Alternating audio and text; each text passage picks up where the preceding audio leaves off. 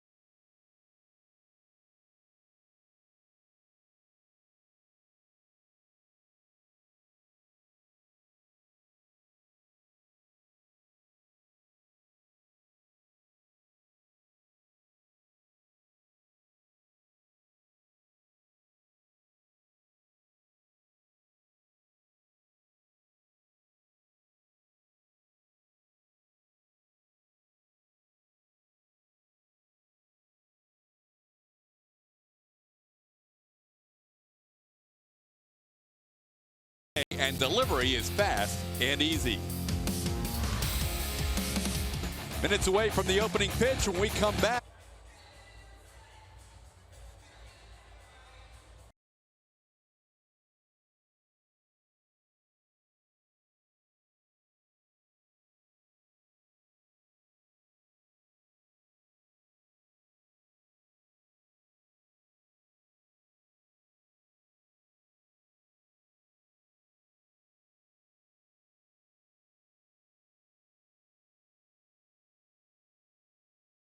prices every day, and delivery is fast and easy. Minutes away from the opening pitch. When we come back, Julia Morales will tell us about Dallas Keuchel, his amazing numbers at home and versus the A's.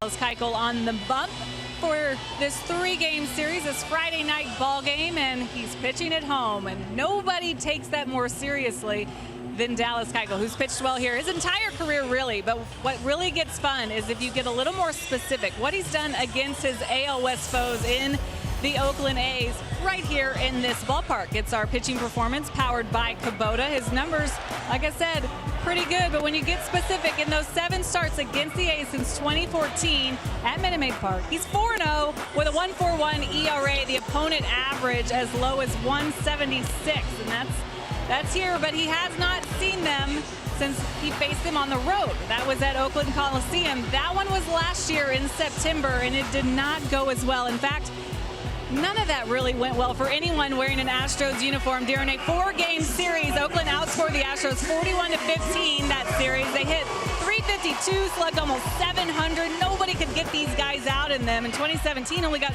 swept twice all season. Guys, Bob Melvin said a couple days ago they feel like maybe with that 4-game sweep in Oakland last year in September, they might have gotten over the hump with Houston in that series. But they're also coming here, which is a little different story. TK and Blummer? Yeah, we'll see how that plays out for sure. The Astros haven't played their best baseball at home lately, losing consecutive home series to teams within their division. The Angels taking 2 out of 3, and the Rangers taking 2 out of 3 prior to that. Tonight, Dallas Keuchel tries to set the tone against the A's.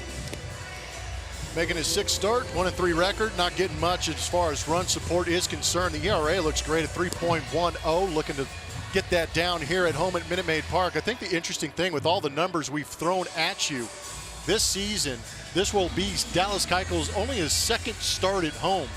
Usually that's something AJ takes into account. We've heard in years past he really tries to emphasize getting this rotation to match up to Dallas Keuchel pitching more at home. But so far this season, only the 2nd time the Astro fans are seeing him pitch in the home whites.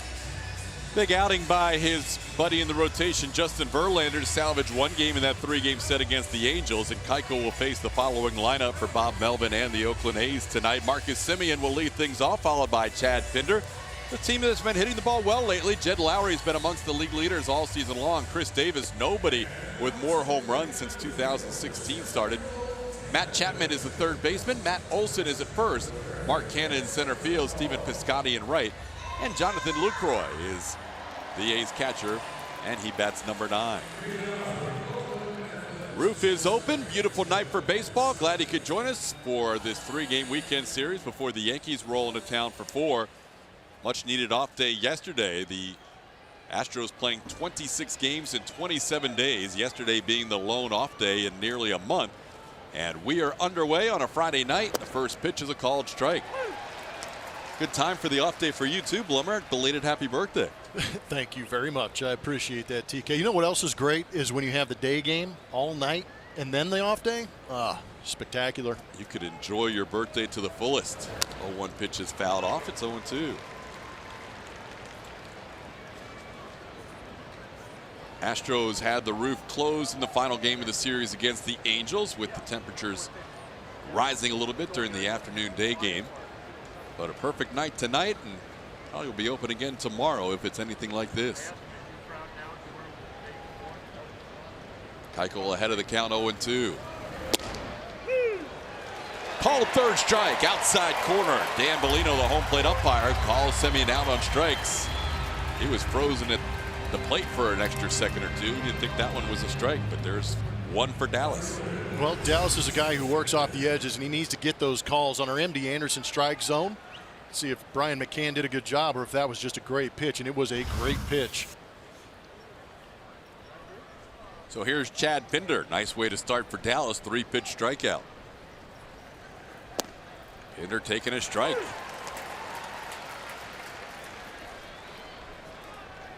I think it's some of Dallas's recent starts. We have seen teams be patient and let some of these pitches end up out of the zone. But it'll be interesting if they change their approach to Dallas Keuchel if he is getting some of these early strikes to get ahead. Dallas's 17th career start against the A's. A lot of hitters have a number of at-bats against Dallas in their careers. Pinder, a guy looking for his first career hit against Dallas in 9 at-bats. Takes one outside for a ball, 2-1.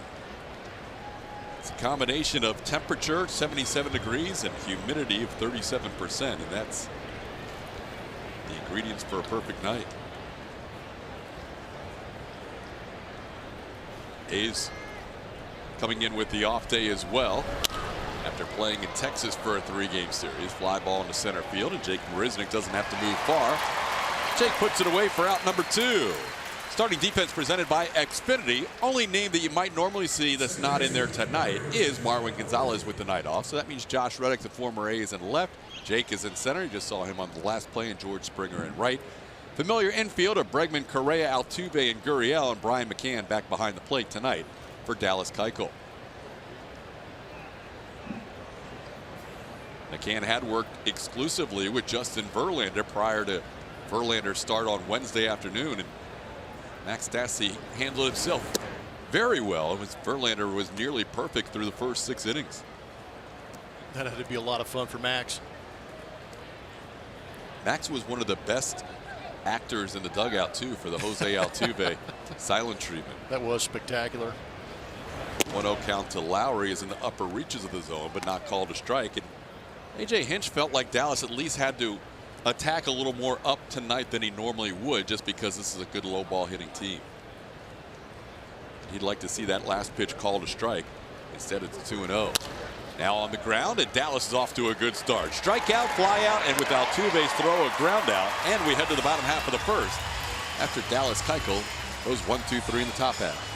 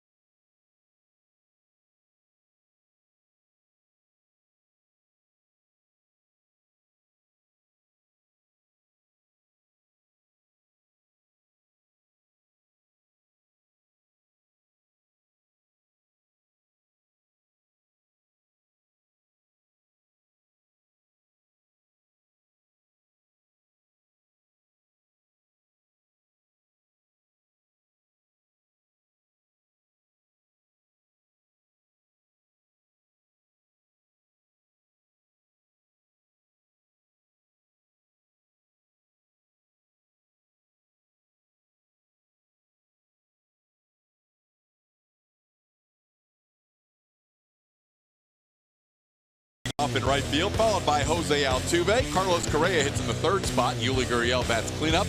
Alex Bregman, good numbers against the A's, hits fifth. Brian McCann, also good numbers against lefties this year, hitting sixth. Evan Gattis DHing. Josh Reddick, the former A's, in left field, and Jake Marisnick is in center. On the mound for the Oakland A's, you may have heard about him in recent news. Threw a no-hitter last outing, Sean Manaea did, against the Boston Red Sox, the best offense in the American League. It was the 7th no-hitter in Oakland history and the 12th in the Athletics history. See how he bounces back after having a great outing last time out. Starts off Springer with a fastball on the outside corner that George misses. Well, it's almost as if the AL West, including the Astros, already knew about Sean Manaea, and then after that no-hitter, the rest of baseball found out about it. Absolutely. Because this guy has had good numbers in his career against Houston, and really, that little low delivery is a little different style than most hitters see. No, and pitching is about deception. It's about creating angles, and Sean Manaea creates one of the more interesting deliveries and approaches to home plate.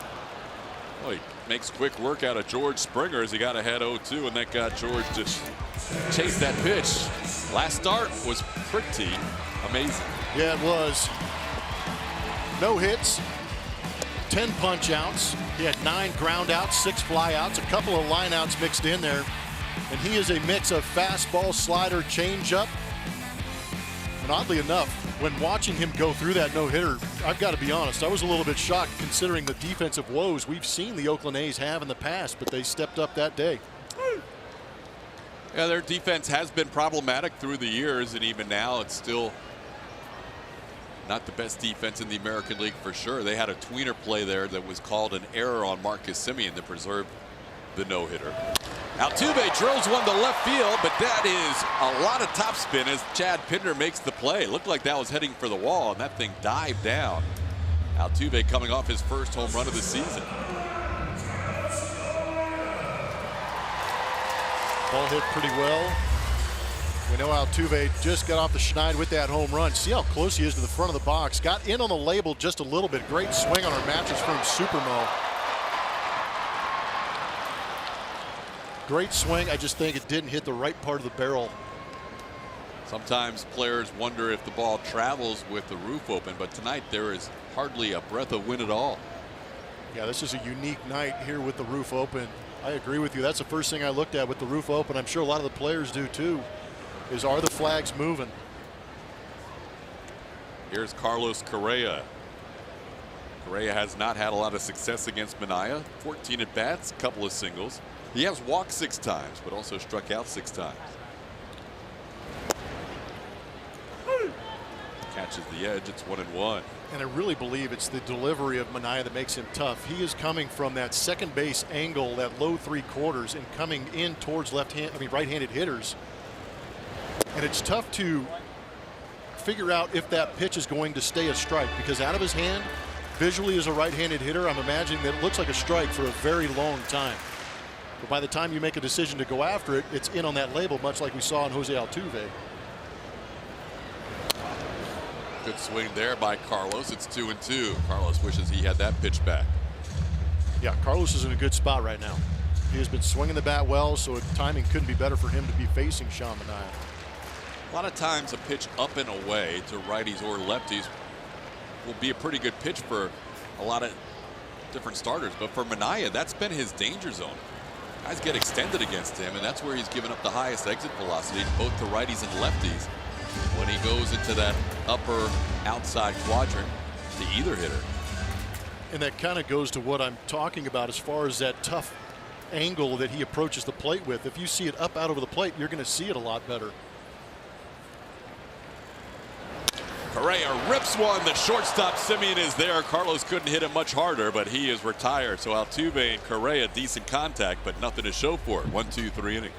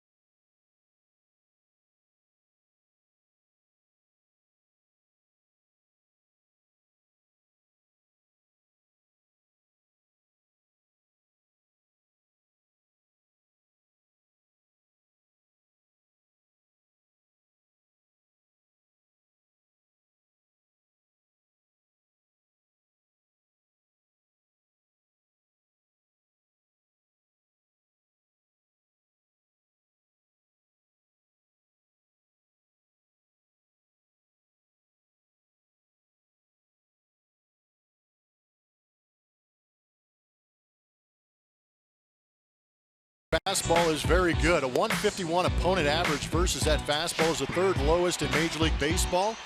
Was highly effective in that game against the Boston Red Sox. Set up that slider.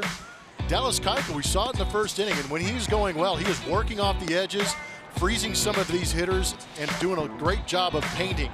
42.7% of his pitches are thrown on the edges of those zones. Second highest in Major League Baseball. I think that's the reason we see Dallas have conversations with home plate umpires quite frequently, is because he needs those edges. And if he's getting that pitch, then he usually has success. And Dallas is so good at living right there on that borderline. It's tough for home plate umpires sometimes. Yeah, he does a good job of manipulating the zone, but he also wants to manipulate the mind of that umpire and get him in the right frame also. Chris Davis leading off this second inning. No sooner do we say that than he throws a pitch right down the middle. But that first one was exactly what you were talking about. One that just was tailing away from Davis and may have just missed the edge. And that's the sinker that he can start in the outside corner. He'll start it on that edge. It looks like a strike for a while and tails off the plate. That one was up in the zone, and Davis down to the count 1-2. Davis 43 home runs last year, 42 the year before. And he's off to a good start again this season with 7 so far. Leads his team in home runs, second on his team in runs batted in. Popped in the air, shallow right, long run Springer still coming. George is there for out number 1 of the second.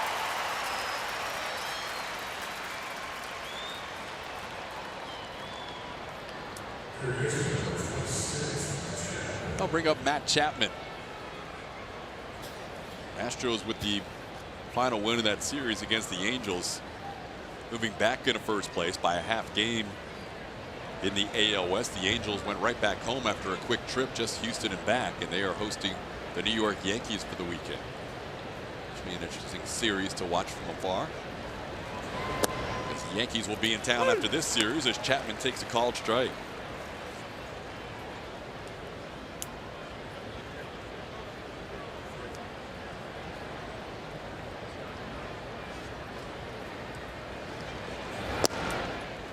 Matt Chapman got off to a great start this year, hitting .405 his first 10 games, but lately it's been a struggle. 179 over his last 15.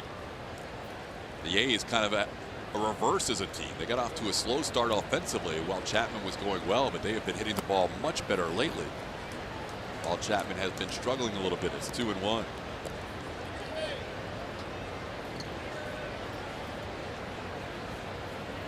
A.J. Hinch looking on. Playing in game number 27 on the season. That's exactly the 1/6 point of a 162 game schedule. Topping balance 2-2. So whoever your favorite Astro is at the end of the day, you multiply their number by 6. Wherever their totals are that you want to see what their projection is. And right now Carlos Correa with 19 runs and 19 RBIs likes those numbers multiplied by 6. Oh, that's nice. Called third strike.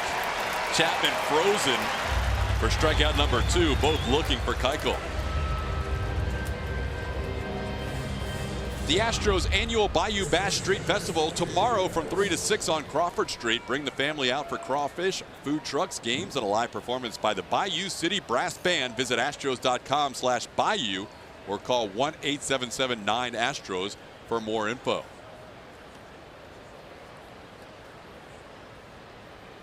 Here's Matt Olson.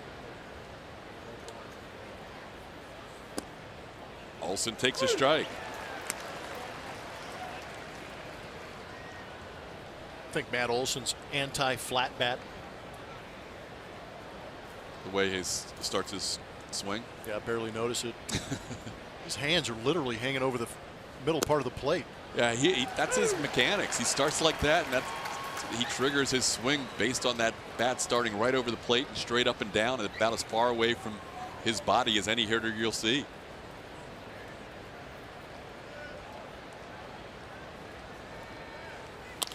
On the ground in the shift, that's the only guy on the left side, Alex Bregman, and Dallas Keuchel off to a strong start. He's retired the first 6. We head to the bottom half of the second.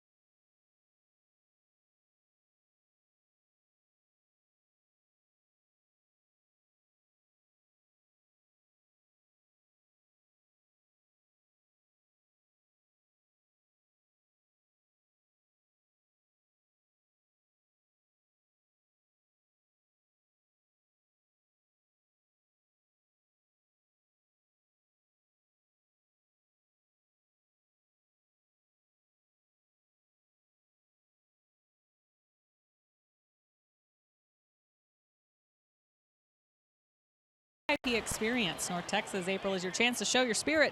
So tweet now and win big. Hey guys, with the 44th overall pick in the 2018 NFL Draft, 49ers select wide receiver Dante Pettis. Yeah. Son of Gary Pettis. Proud papa right there. Yay, it happened right at the top of the hour, so I'm not exactly sure if he knows yet. He probably knows by now.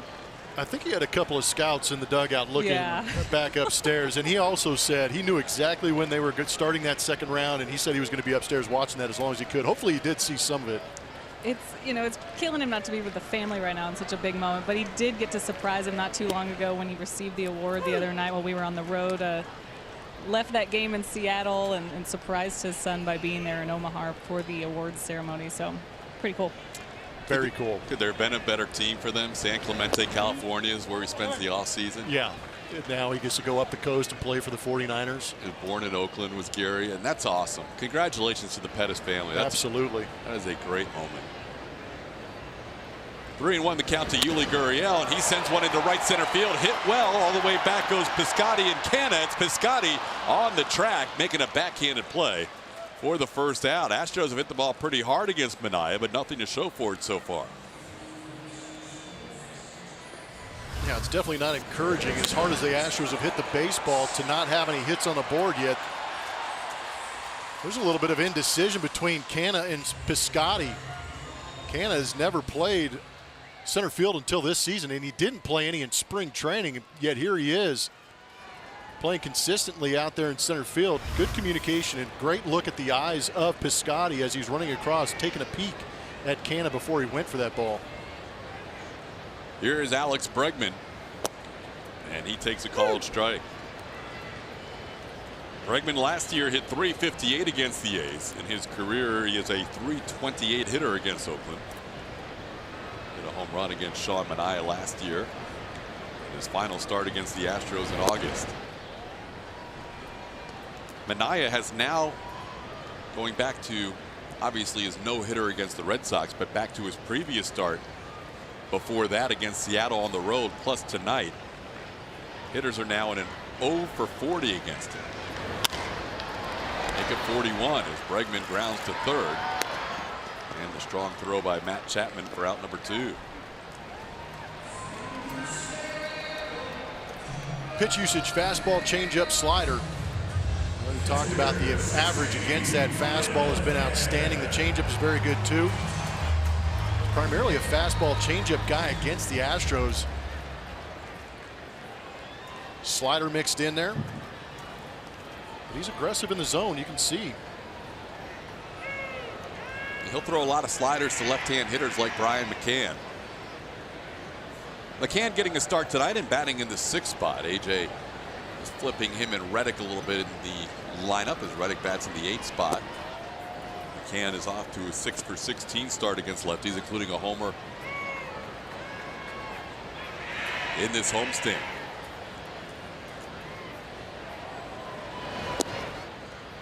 Called strike. It's 1-1.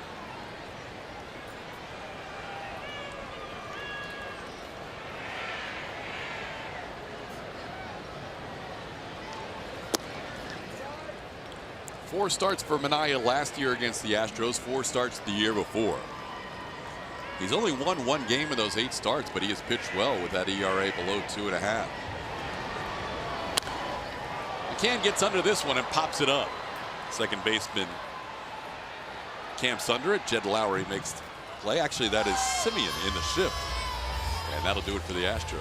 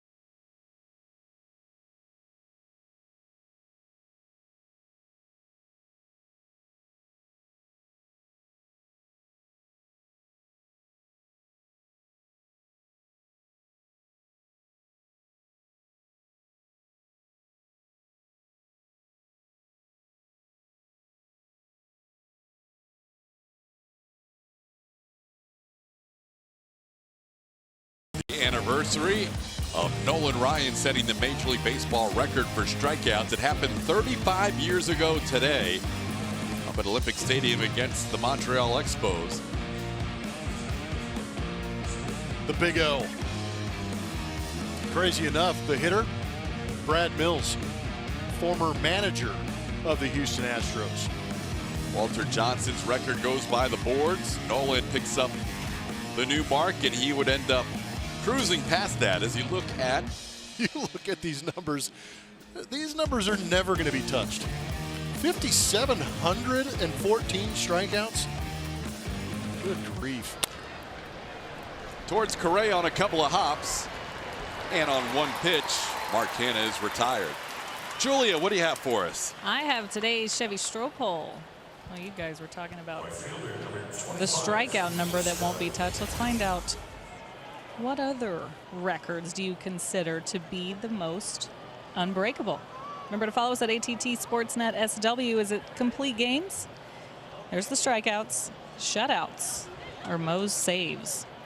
Tweet at us. We're curious.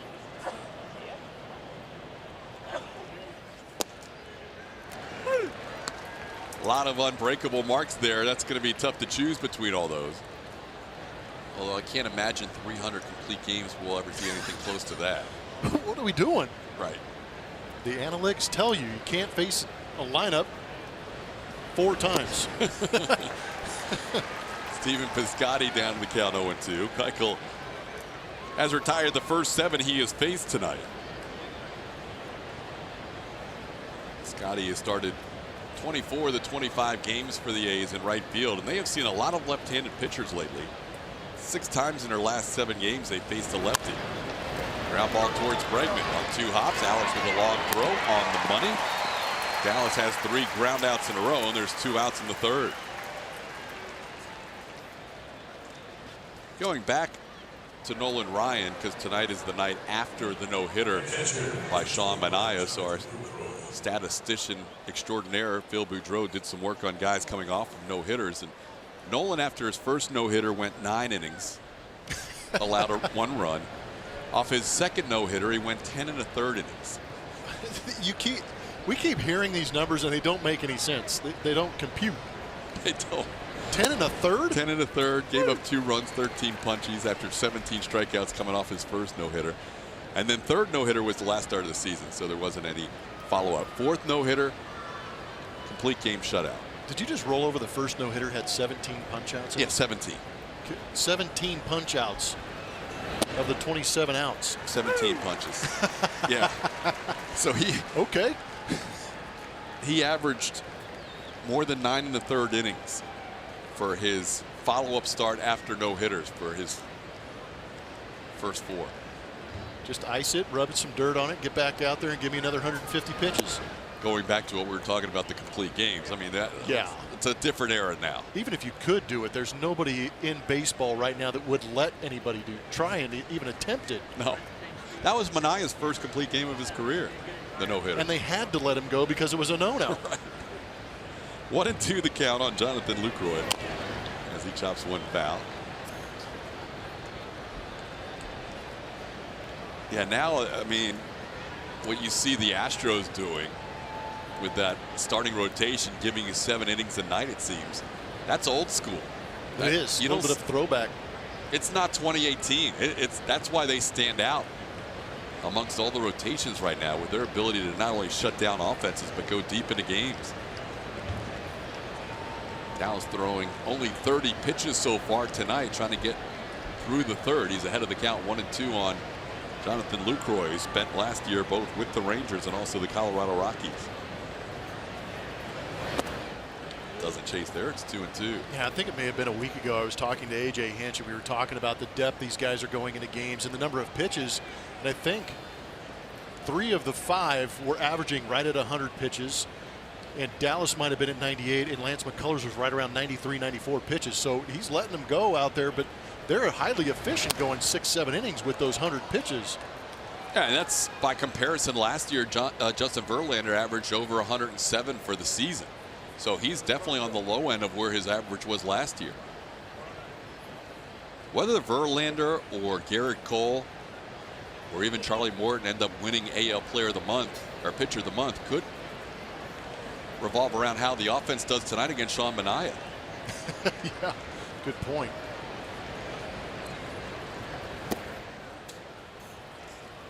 Most teams have played somewhere in the range of 25 plus games on the season. So far, there have only been 6 complete games all year in the American League. Wow. And Dallas Keuchel had one of those, and he only went 8 innings. Keuchel, after getting ahead 0-2, now has a full count. Lucroy's done a good job taking some tough pitches. Right back off of Dallas, and he's off the mound in a hurry. He will backhand flip in time to get Lucroy. Hopefully Dallas is okay as he heads off to the dugout through 2.5. We are still scoreless.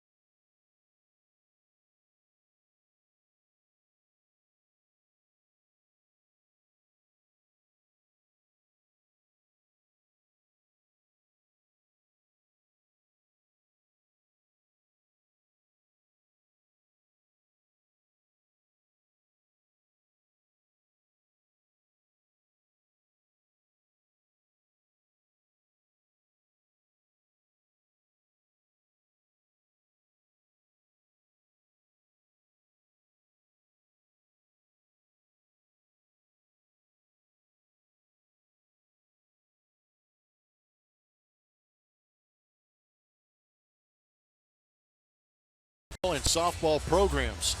Donation boxes will be available at Minute Maid Park gates this Sunday before the Astros take on the A's. New and used equipment will be accepted. For tickets to Sunday's game, visit astros.com.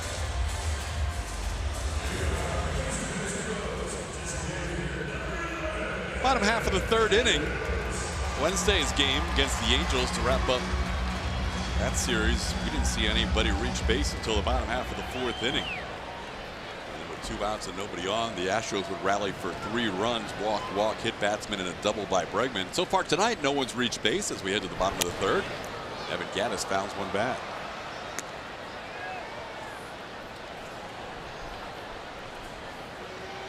We have seen Manaea throw no-hit innings against the Astros. April 15th of last year, he went 5 no-hit innings, had 5 walks, and the Astros ended up winning that ball game. Through the changeup there, just ever so slightly, at least from here, you can see him ease up a little bit on that delivery. 0-2.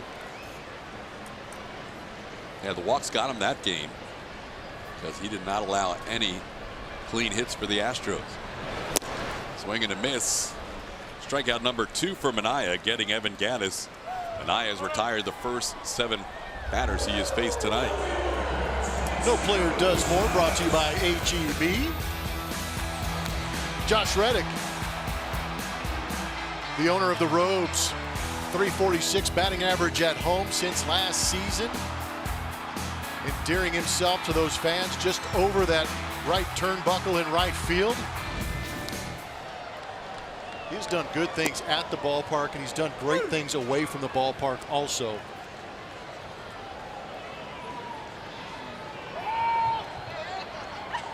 He really has, Bummer. Today, actually, going to Kingwood High School, he and Joe Musgrove actually visited that high school right after Hurricane Harvey, where it was hit really hard and the baseball team wasn't going to be able to play at home for a long time. So he and New Balance, who he wears, got together this spring training, and he customized jerseys for the Kingwood baseball team, the Mustang baseball team. Took some time. That meeting was long as they figured out what to put on the jerseys and how they wanted it to look. But he brought them today, surprised the kids. They had absolutely no idea what they were coming out for. And Reddick was waiting for them and couldn't wait to surprise these kids. But, of course, just making him feel good with what he's done because he was there. Like I said, he was there last year and got to see it right after. But a very cool thing that he did today. That's great, Josh. Always doing things behind the scenes and helping people out, so that was very cool. Good job by him helping out that program as he ended up popping up for the second out of the inning. No, he knows what he's doing. There's so many good guys on this ball club, and in talking to scouts, coaches, other broadcasters, and really trying to help them understand why this team has endeared itself to this city is because of things like that. They understand it. Harvey hit last year. Josh could have gone home, settled in, forget about it, come back, played some baseball, but he took it to heart and made it a point to make these guys' season that much better. Good stuff from Josh Reddick there. Astros still trying to solve Sean Manaea tonight. Jake Marisnick with a count of 1-2. Jake hit a home run on Wednesday. He goes down swinging there, chasing a pitch out of the zone. So Manaea with 3 strikeouts so far, one time through the lineup, and he is perfect.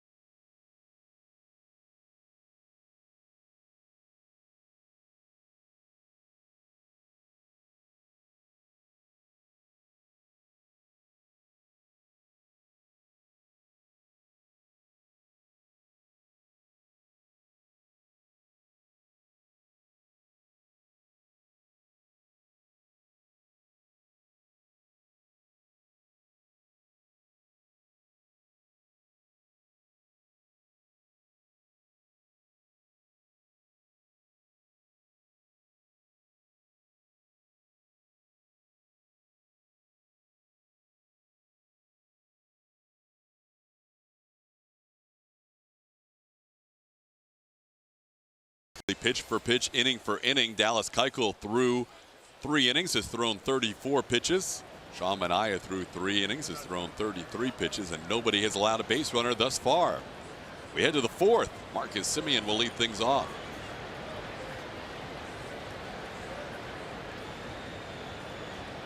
Those guys have been attacking the strike zone. Keuchel has thrown 24 of 34 pitches for strikes. Misses to Semien, who struck out his first time up.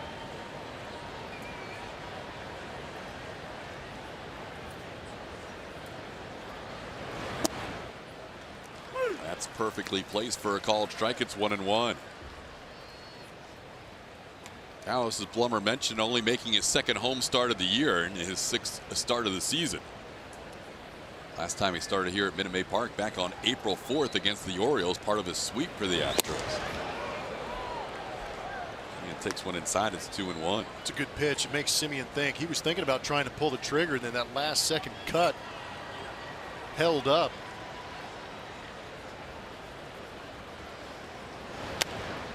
Count out of play. It's 2-2. Overall in the year, batting .278 coming in is Marcus Semien, but .333 against left-hand pitching.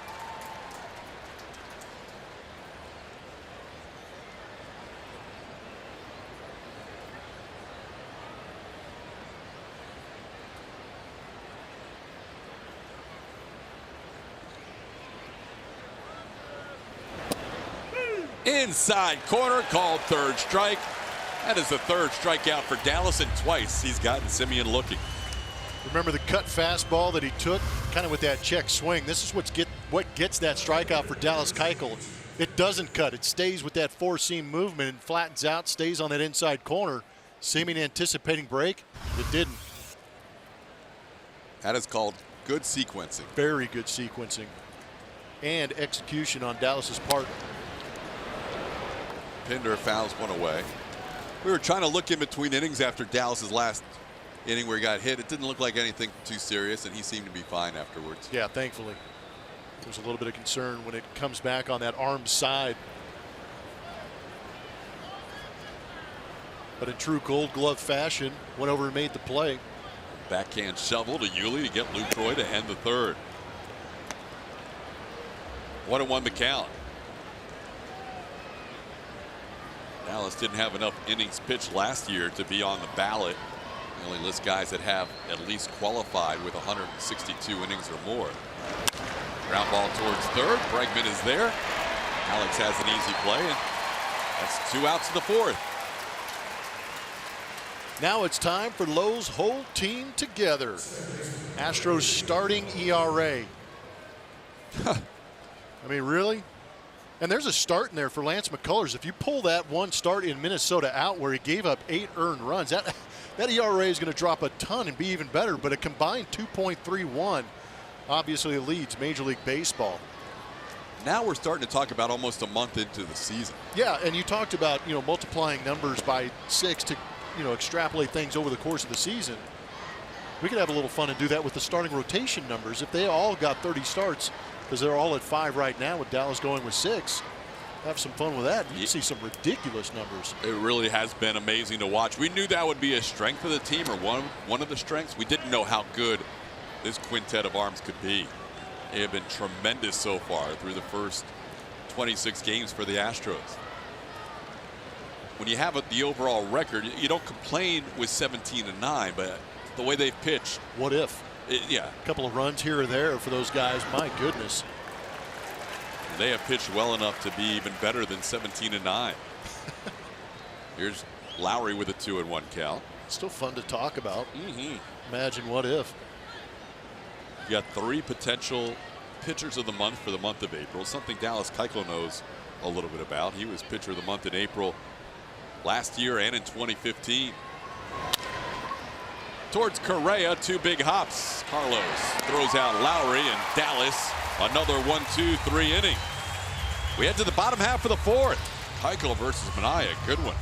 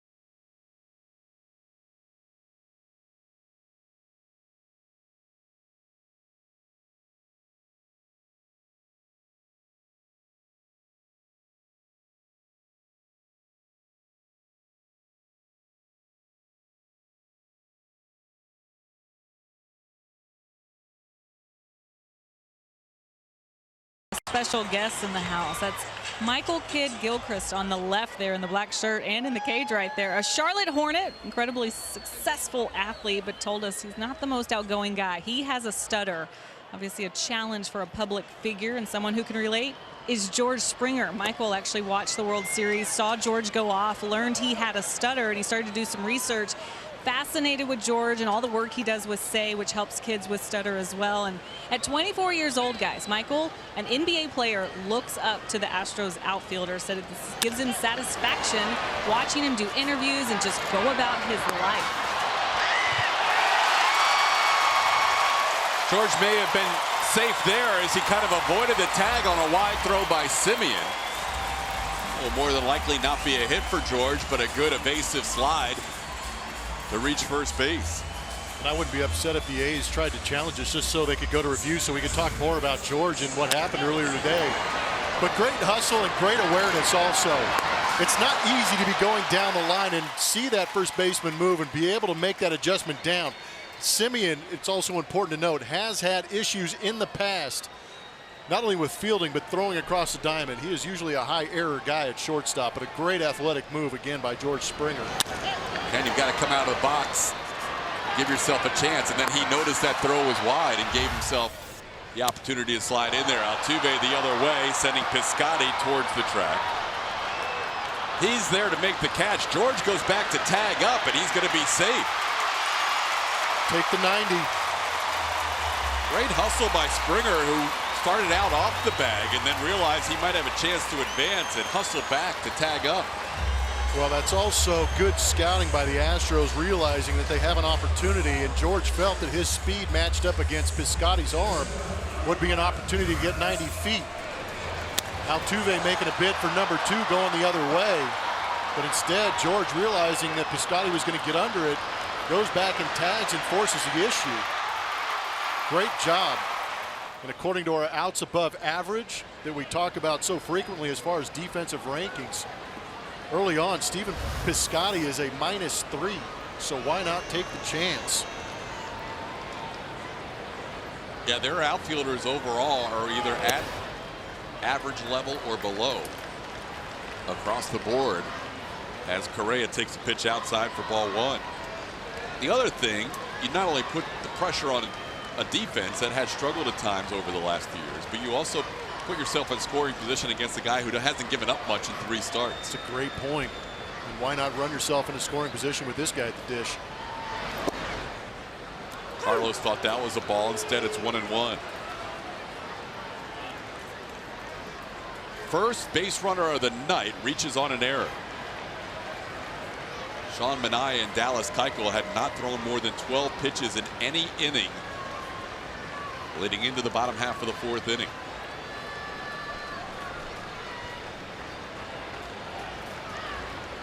That was a great story. We kind of got wrapped up there with the error, but Kidd-Gilchrist and Springer. Well, and I wanted to ask Julia, does that make Springer that much more appealing as a human being? Absolutely. That's we talk so much about George Springer and what a great person he is, and his teammates say that too. But they got connected through AJ Hinch. Michael's agent is the same agency that represents AJ, and AJ was like, I've got to get these guys together. So the connection happened, and Michael brought himself to Houston. He just wanted to spend time with George, get in his brain a little bit. They spent a lot of time on the field. Springer got him in the cage, had some fun with him. They had some laughs, and there's a new friendship there. These are 2 guys that can really bounce some things off each other as they're dealing with the same thing. Really cool. 2 elite athletes dealing with the same thing, different sports, getting together. That was good stuff. Correa with a couple pitches on the inner half, down to the count 1-2. And now he shoots one into right field. There's the first hit of the game. Springer being waved around. Piscotty fumbles it. George is safe for the Astros lead 1-0. There goes the no-no, and there goes the shutout. Great job by Carlos Correa. Riding that hitting streak. I think what has helped him is that he has been going the other way extremely good. And our Mattress Firm Supermo shows that the speed of George Springer may have caused Piscotty to rush that approach a little bit. And with the bobble, it makes it an easy stand-up score for George Springer. But Carlos Correa doing a phenomenal job going the other way and using all parts of the field to drive in that run. Just like on Wednesday, first hit of the game, or first runner for the Astros that did not reach on an error, is Carlos Correa. He walked in Wednesday's game in the bottom half of the fourth as the third hitter of that inning, and today he picks up the first hit as the third hitter at the bottom of the fourth. Here's Yuli Gurriel. Extends that hitting streak for Carlos to 11 games. And Carlos hit the ball even harder his first time up. And nothing to show for it. 110-mile-an-hour BB at the shortstop, Marcus Semien. Here's a ball hit well to center field. Canada, though, has a good break on it, and the center fielder makes the play for out number 2. Yuli hit the ball pretty hard twice now, but he's 0 for 2. There have been a lot of hard outs in this game.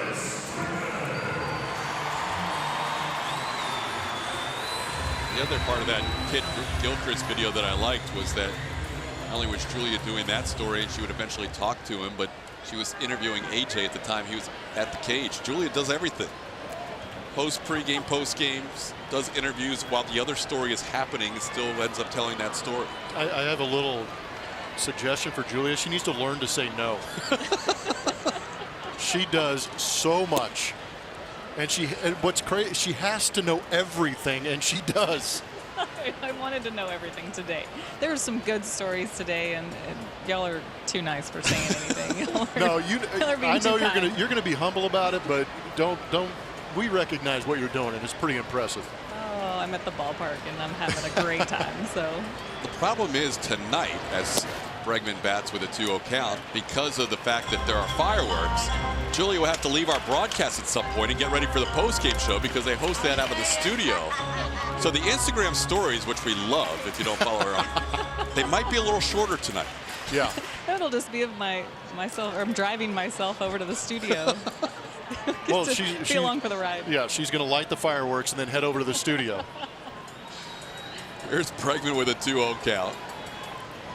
Astros on the board with Carlos Correa knocking in George Springer. Only hit of the game, and it would be an unearned run as Marcus Semien committed an error to allow Springer to reach base. What time is that helicopter coming over to pick up Julia anyways? They have those pedicabs. That might be the best way to get through the streets. Not a bad Ooh, idea. that would be fun. I would definitely do an Instagram story. Oh, believe it. In pedicab. There you go. Get one with a speaker with some good music. If there's a pedicab watching our telecast in downtown Houston right now. Are you kidding me? If they're listening right now, they're lining up to take the Julia to the studio. Maybe by the home plate gate. I'll be out there shortly. 3-0 the count to Bregman. He has a green light and he fouls one back. Alex hitting a home run off Minaya in his last start against the Astros. Yeah, I like the idea of giving Alex the green light. 3-0 against a guy like Minaya, who, yes, he's given up some hard outs, but you also got to increase your opportunity to get that fastball in 3-0 counts. Might be something that actually gets Alex Bregman going. He's been doing well out of that 5th and 6th spot for A.J. Hinch since being moved down there. Bregman hit the ball hard his first time up, but hit a ground out to the third baseman, Matt Chapman. Chapman could be one of the guys that Bregman is battling with by the end of the year in terms of a possible Gold Glove at third base. Yeah, it's a good point. Again, on the West Coast, doesn't get much notoriety, but he plays a very good third base. The analytic numbers are really strong for Chapman early on in his career. Minaya checking Correa a couple of times at first. Carlos does have 2 steals this year, which matched his total from last year. Still interesting to see a left-handed pitcher picking over back-to-back times like that. That's not like Carlos has a 13 or 14-foot lead. True. All 4. Bregman draws the walk. So the Astros now with 2 runners on and 2 outs for Brian McCann.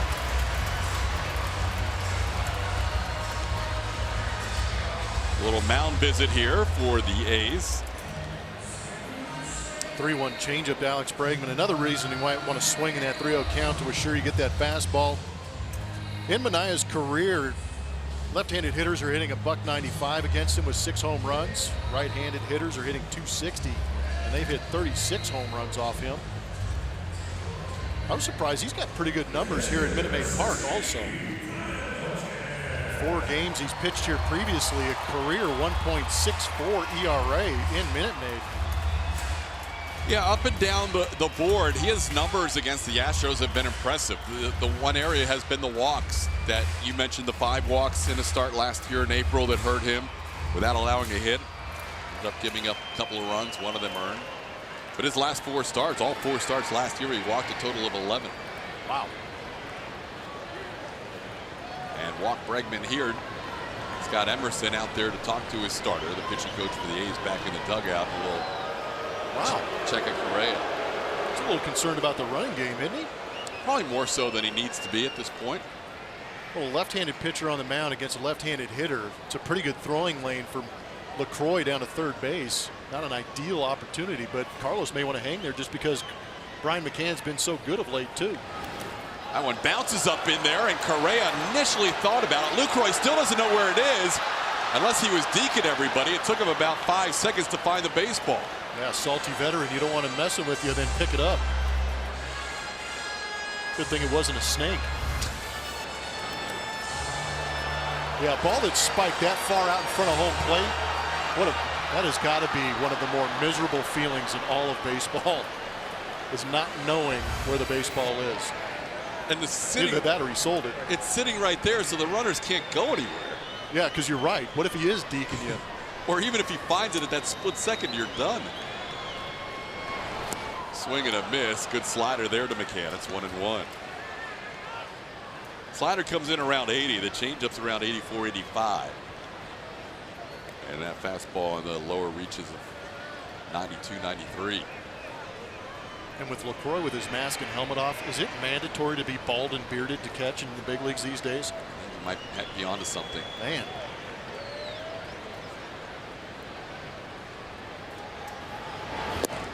Same pitch, and McCann misses. It's 1-2. It's a pretty dirty slider. We talked about the angle being tough for right-handed hitters to create an angle to make sure you're seeing strikes and swinging at strikes. It's got to be that much tougher for left-handers.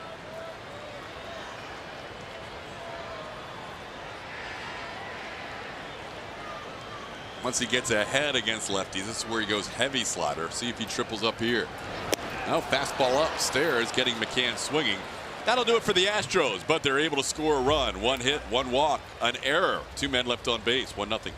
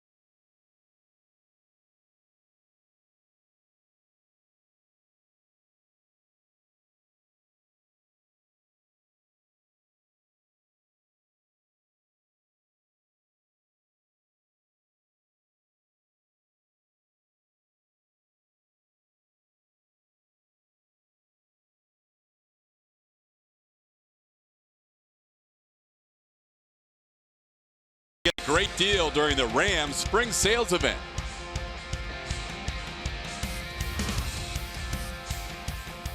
Beautiful Friday night. The moon over downtown Houston with the roof open. Glad you could join us. As the A's are in town for the first of 3. Not a lot of offense so far through 4 innings. Just 1 hit allowed by either side. That was the Carlos Correa RBI single. Dallas Keuchel during the course of this game passing Turk Farrell for 15th all-time in innings pitched in franchise history.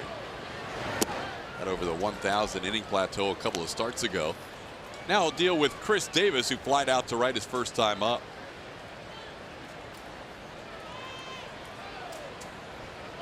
Keuchel has needed 10, 12, 12, and 12 pitches in each inning so far tonight.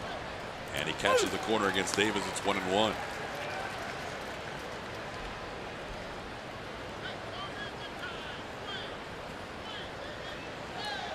Gambolino seems to have been pretty consistently giving the pitchers the edges, which is good news for Dallas. But that upper pitch has not been called a strike. He tried to shoot that pitch up against Davis his first time up. And I give him credit for still trying to go up there too. But I agree with you. Some of those pitches up in the zone, it actually looks like he's trying to pitch to the upper part of the zone. On the ground, Bregman cuts in front of Correa to make the play, and his throw is in time. Davis is retired. Dallas continues to get a lot of groundouts in this game. Well, and I think it's good that he does continue to pitch up in that zone. Sometimes you'll get that chase or the call, but at the same time, you might see a situation like we just saw with him going to that changeup down in the zone, changing the eye level of the hitter. That's where he normally lives. He's normally bottom third all the time. But AJ saying before the game, with this team, you may need to at least explore the upper reaches of the strike zone just to keep them honest. 8 ground ball outs for Keuchel, the first 13 outs tonight. Matt Chapman, the batter, he takes a call strike. Well, we have seen Garrett Cole in his last start, Justin Verlander on Wednesday, and Dallas Keuchel tonight. Just off to great starts in these games.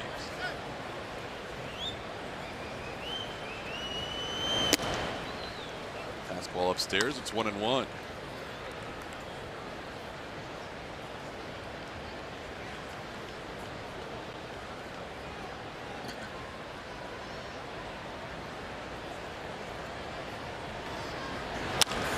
Ball is driven to left field, and that ball is gone.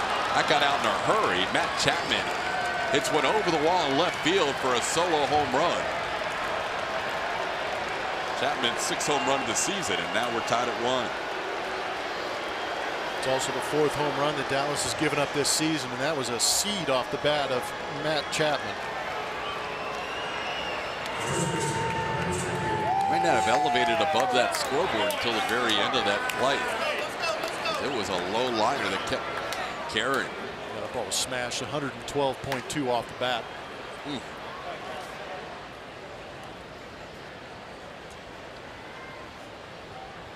So Keuchel, after retiring the first 13 batters, gives up the solo home run, and now he'll face Matt Olson. Olson takes a called strike.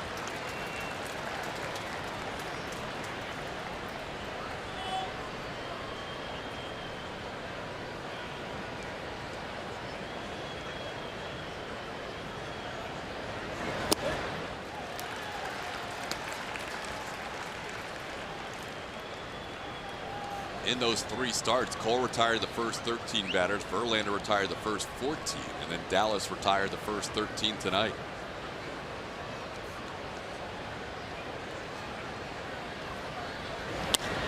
In the air, right field. Springer moves over towards center to make the play for out number 2.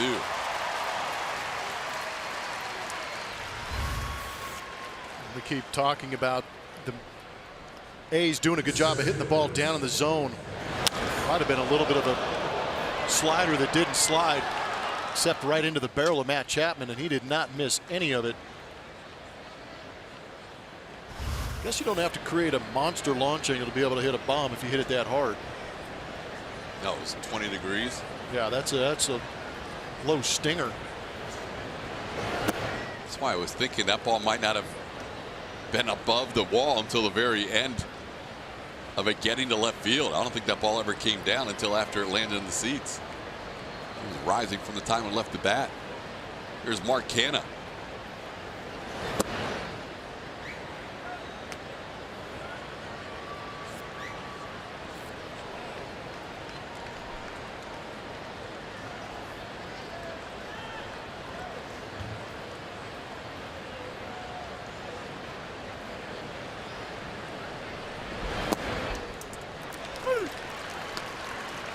So with 3 different Astros pitchers in the last 4 starts, taking a perfect game into the 5th, it makes you start to spin your wheels a little bit and realize that this is a pretty special group, and we might see a special night or 2 at some point in 2018.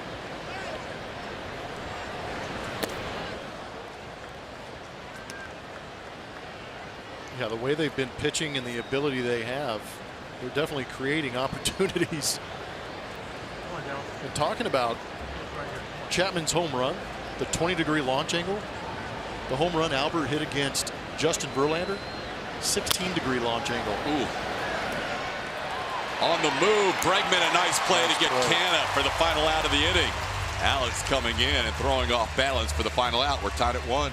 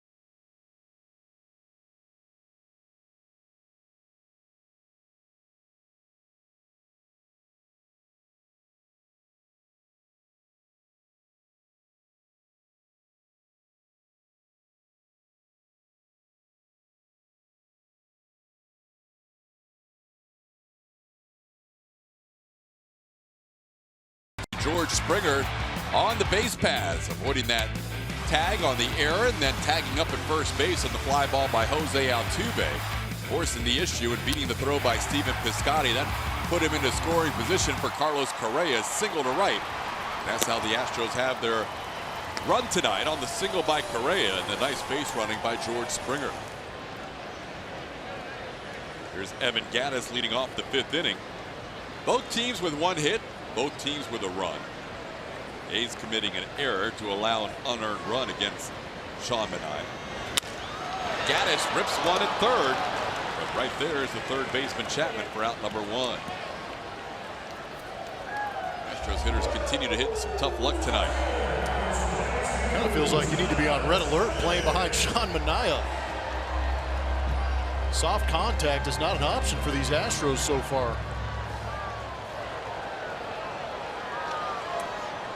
That's now, that one wasn't quite 98, but they had 8 at 98 or higher off the bat coming into that Gattis at bat, and only 1 hit to show for it.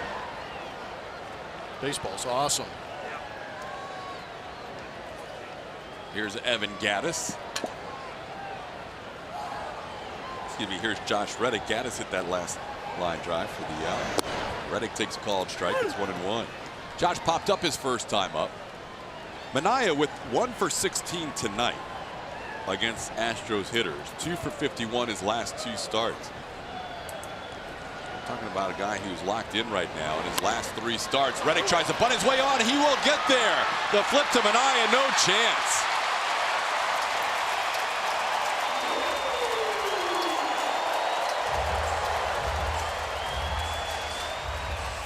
You're facing a tough lefty as a left-handed hitter. Sometimes you got to be a little creative, and this wasn't the most ideal pitch. Kind of heat-seeking towards Josh, but he did a great job of bringing the hands in and pushing that and forcing the first baseman to make that play. Mattress Firm Supermo gives you a good idea about the foot race between Manaea and Josh Reddick. Kind of high-stepping towards the end of that, huh? That was impressive because he knew he had to beat Manaea to the bag, and Olsen knew he had to flip it in a hurry to give his pitcher any chance. And Reddick with a little bunt base hit. when the opposing hitters are 3 for 67 against the starter in 3 starts, it's not a bad idea. Now Jake thinks about a bunt, but he didn't pull back in time. That is an attempt at a bunt, so that's a strike.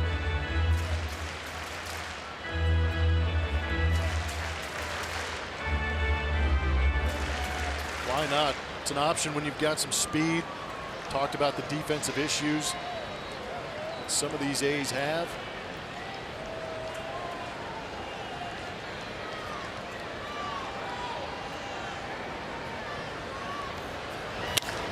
Jake gets into one, but it's hooking. And that had upper deck distance, but foul. He's trying to hit that into the office of the guy who writes the checks. That's not a section that normally sees foul balls, but Jake hit one up there. Yeah, there's some stunned movement up there.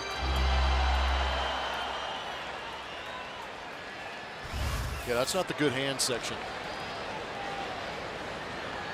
Now Jake down to the count 0-2.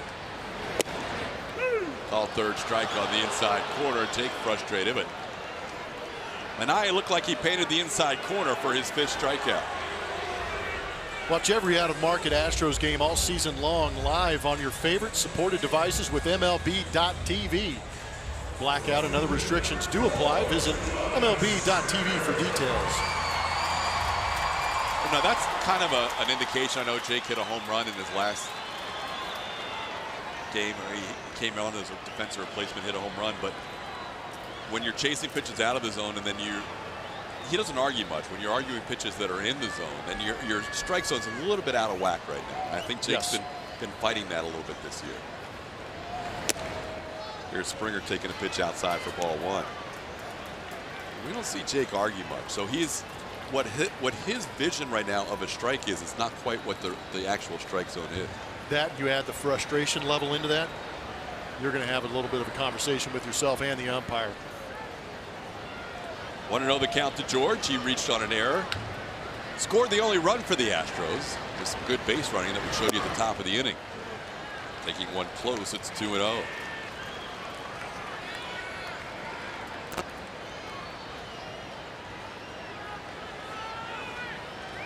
Manaya last inning, only inning he needed more than 12 pitches, threw 18 pitches and facing 6 Astros.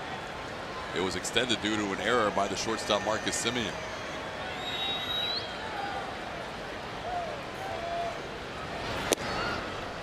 High strike is called. It's 2-1.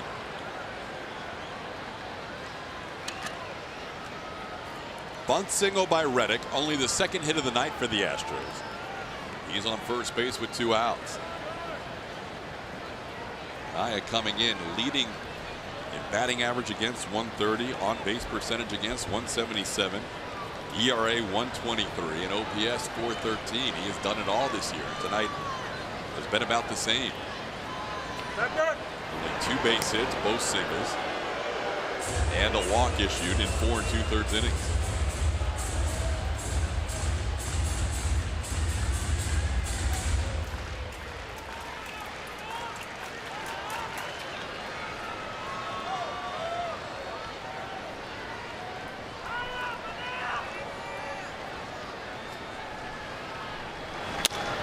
Back through the middle, hits Manaya, and that's going to be a base hit. Reddick is going to go first to third as Lowry tracks it down. Astros with 2 hits in the inning. As that ball hit Manaya, and the deflection went into center field. Yeah, if it doesn't ricochet off Sean Manaya's backside, that might be a ground ball out. Jed Lowry, that's a very good look at it, playing up the middle. Josh Reddick taking the extra 90 feet again. Well aware of the situation and the ability.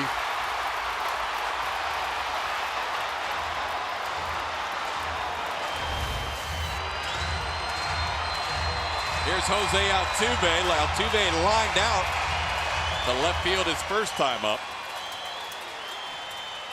Also flied out to right. Altuve playing in his 500th game at Minute Maid Park. This is the fastball 0-1.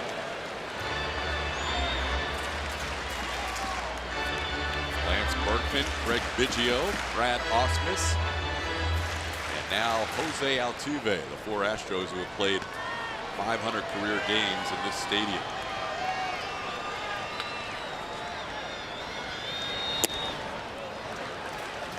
This is away, 1-1.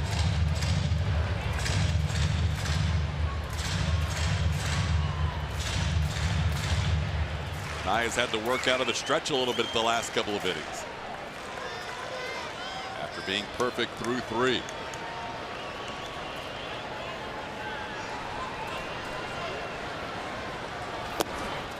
Striking on the corner, 1-2. Altuve was the last of the regulars to hit a home run this season.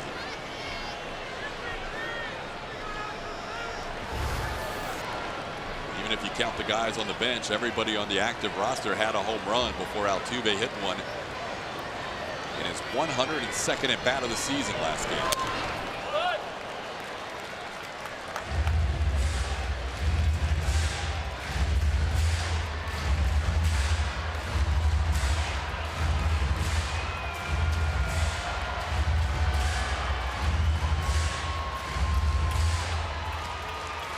That is quite a number. It doesn't make any sense to be behind in the count, be that good of a hitter. That's why I didn't ask you to analyze that number. Because I can't. I don't have an answer for it. In the air to center field. This time Manaea wins their battle. Canna is there. Astros will leave 2, and we'll head to the 6th inning. It's been a good pitching matchup between Manaea and Keuchel, tied at 1.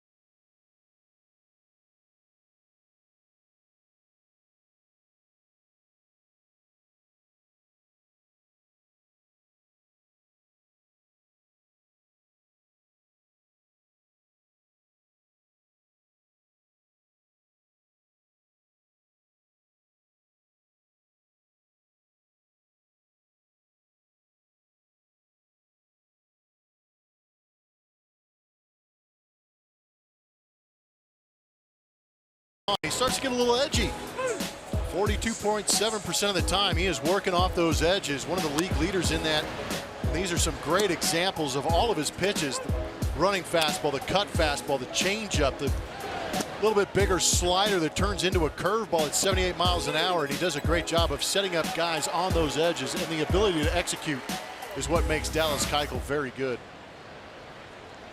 Tonight, the same. He has been outstanding. 9 ground ball outs of the 15 outs so far through 5 innings. Only needing 61 pitches, just about a dozen per inning. He'll face 8, 9, and 1 Stephen Piscotty, Jonathan Lucroy, and Marcus Semien. Piscotty grounded out to third his first time up. 27-year-old came over from the St. Louis Cardinals in the offseason. Shoots the ball in the right field for a hit. So just the second hit allowed by Keuchel. A leadoff single by Piscotty in the 6th.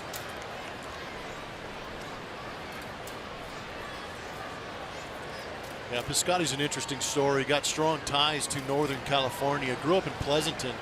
His dad actually had season tickets to Oakland A's games as he was growing up as a kid, but got traded over from St. Louis to Oakland. And part of the reason is because his mom, Gretchen, is suffering from ALS, so it gave him an opportunity to get closer to home and be available. So a good story on the baseball side, the humanity of baseball stepping in and creating an opportunity for Stephen Piscotty to be closer to home and his family. Strike called to Jonathan Lucroy with Piscotty getting the single to right field. He's a leadoff base runner in the 6th inning in a tie game. Lucroy hit one off of Dallas Keuchel his first time up. Keuchel recovered and ended up throwing him out. Dallas ahead of the count, 0-2.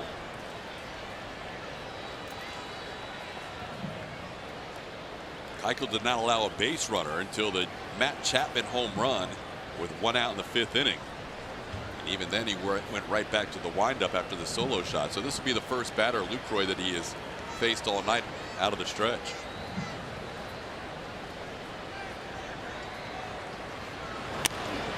Towards Altuve, slowly hit. Altuve flips to Correa, and that strong throw. Double play. Astros turn 2. Dallas gets a big ground out there for 2 outs. Julia. Watch the Astros in more ways than ever before by downloading the new AT&T Sportsnet app from iTunes or Google Play, or visit attsportsnet.com to stream on your computer. Log in with your cable account and you're all set. Available for those with AT&T Sportsnet and their TV subscription blackouts and territorial restrictions apply. All right, Julia, go catch a pedicab. Get ready for the postgame show. 11 ground ball outs with that double play. Turned by the middle of the Astros defense. Marcus Semien.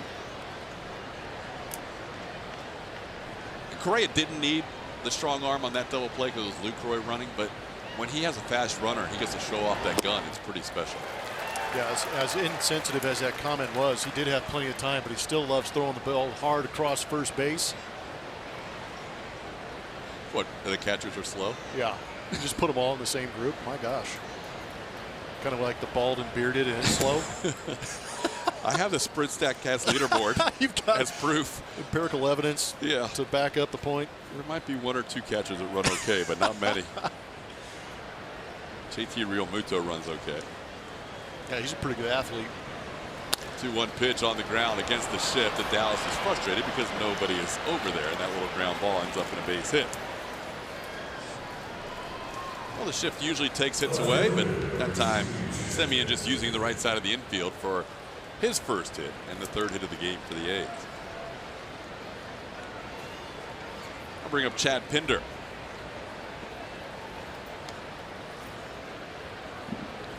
Pinder flying out to center field, grounding out to 3rd.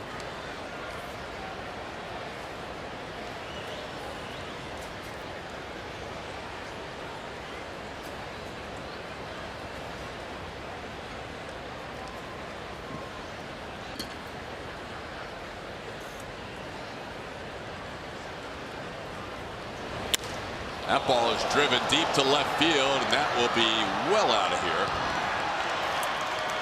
Off the wall beneath the train tracks on the home run by Chad Pinder. Pinder had himself a 2-home run game against the Astros last year, and he just makes it a 3-1 A's lead on his 2nd home run of the season.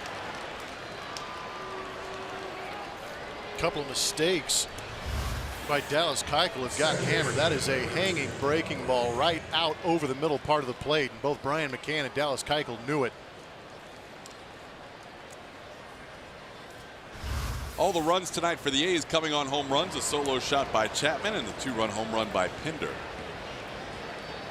And now Jed Lowry, the batter.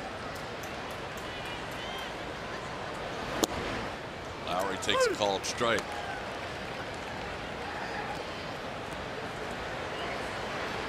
Well, this Oakland A's team has some pop. Last 2 weeks they've been averaging 6.5 runs a game after averaging less than 4 their first 2 weeks of the season. Lowry grounds one foul.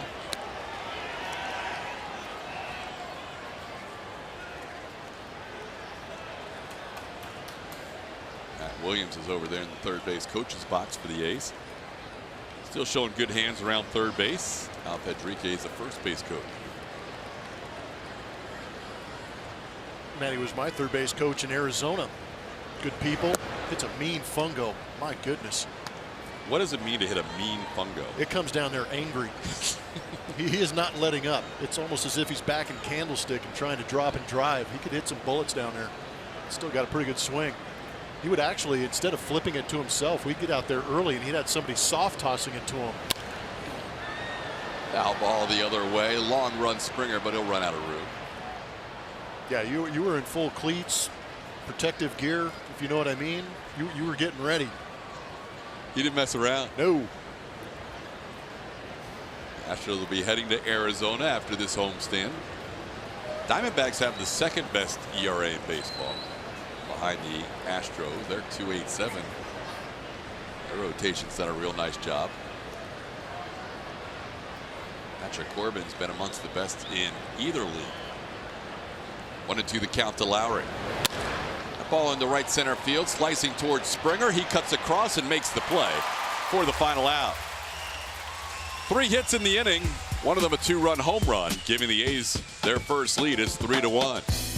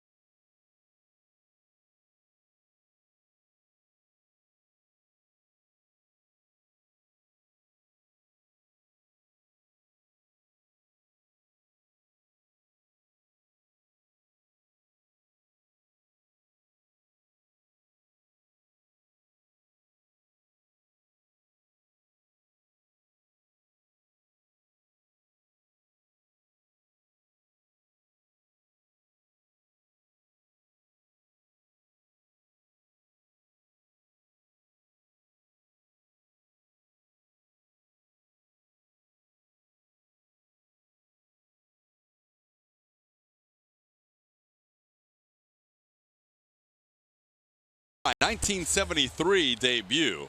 Trade wins, well managed. I made my debut in '73 to the world. I was going to say yesterday. Sorry. At ATT Sportsnet SW is the clue. Well, they didn't say what kind of debut. Right. 0-1 the count to Correa. Carlos with the only RBI, the only run driven in for the Astros tonight, also lined out to shortstop. Hit the ball hard a couple of times against Sean Manaea, and not many can say that. This one slicing foul. Giving it a look is Piscotty, but he runs out of room. Astros with a deficit for the first time tonight, facing Sean Manaea. Down 3-1 as we play in the bottom half of the 6th inning. It'll be Carlos, Yuli Gurriel, and Alex Bregman.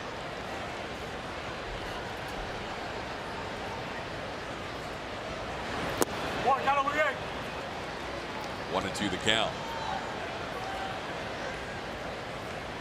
Manaea in his last start throwing the no-hitter against the Boston Red Sox. Needed just 108 pitches for his first complete game of his career. And he strikes out Correa on the fastball. That's strikeout number 6 for Manaea. And that's 1 out in the 6th. Showing good command of the fastball and with 2 strikes. Kind of fearless with it. Even at 90 miles an hour, still creating a good angle on that delivery to get the punch outs. Well, here's Yuli Gurriel. In addition to Correa, Gurriel's had the best ABs tonight against Manaea. Flied out to right and lined out to center. Hit the ball hard a couple of times. This time he chops one towards first. It stays fair, and Yuli retired on one pitch on a big chopper to the first baseman, Matt Olson. This week on Astros Bases Loaded, Garrett Cole tells us why he chose UCLA over the Yankees. And we've got details on how Springer's formal seaside wedding turned into a dance party. All that and more on Astros Bases Loaded, Fridays before pregame and re-airing all week long, only on AT&T Sportsnet.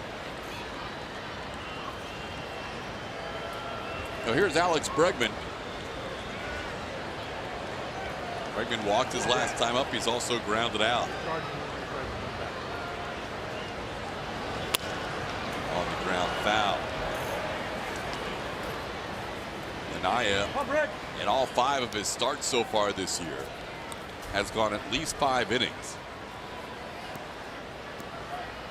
And he's also allowed 2 runs or fewer in each of those first 5 starts. Longest season opening streak for the A's since Dave Stewart did that back in 1990. Strike called. It's 0-2. So he hasn't just been good in his last start against the Red Sox. He's been good all season long. Coming in, that batting average against at 130. His BABIP coming in was 135. So that is telling you he is doing great things as far as not giving up hits and base runners. Tonight, the 3 hits, the one by Correa to drive in the run, the bunt single by Josh Reddick. And then the ball off of Manaya's back that found its way into the outfield. Really the Correa one of the hits, the only hard hit base hit. Astros have had some harder contact on outs than they have on hits tonight. Completely agree on that. It's also interesting, Manaya's had issues with control. Only 1 walk tonight against the Astros. That was to Alex Bregman his last time up. Bregman with a count of 2-2. Sean Manaya's in Alex's book. Got him last year.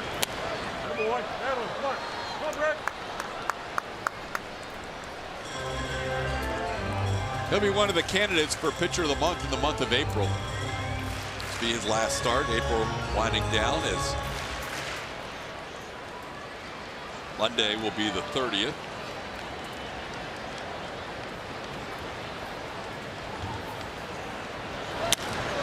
Center field. Canna drifting back, still going back. He's at the track and he makes the play.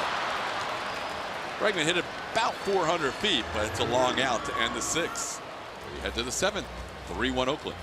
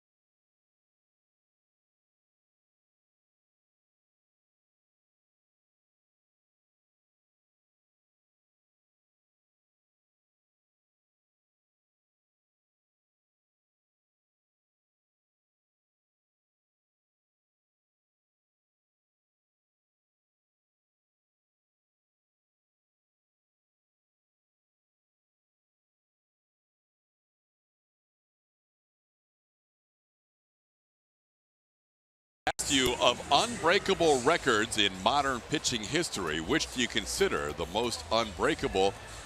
A lot of love for the 303 complete games, but it's Nolan Ryan's strikeout total of 5,714 that wins the day by 4%.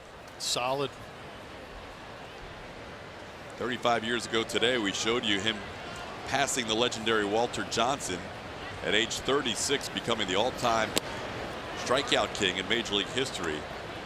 Fastball that night at age 36 was clocked at 98 miles an hour. Of course it was. Because he's Nolan. He was legendary to begin with, but since sitting on this side and being able to really dig into some of those numbers and hear the stories, it's growing. Yeah, it's remarkable as well as he pitched late into his career and not losing the velocity and continuing to strike out people and pick up no-hitters. Man, oh man. The rumor has it he didn't get hurt until the very last game he pitched. Wow. Threw a lot of pitches in his lifetime.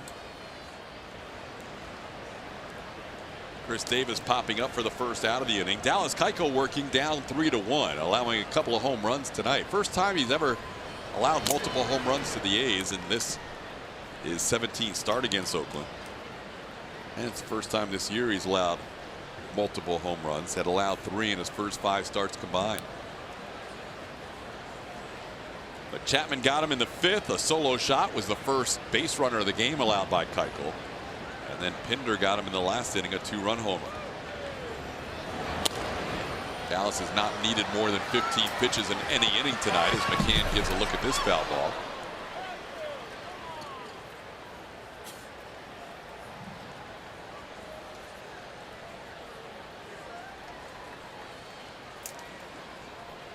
Thing with this group of A's, they're a little younger and they have pop throughout their lineup. They go up there swinging it. Chapman is right in front of Olsen. Those two guys kind of switch in the order depending on lefty or righty pitcher. Tonight Chapman ahead of Olsen. Tomorrow we may see them flipped with Lance McCullers Jr. on the mound.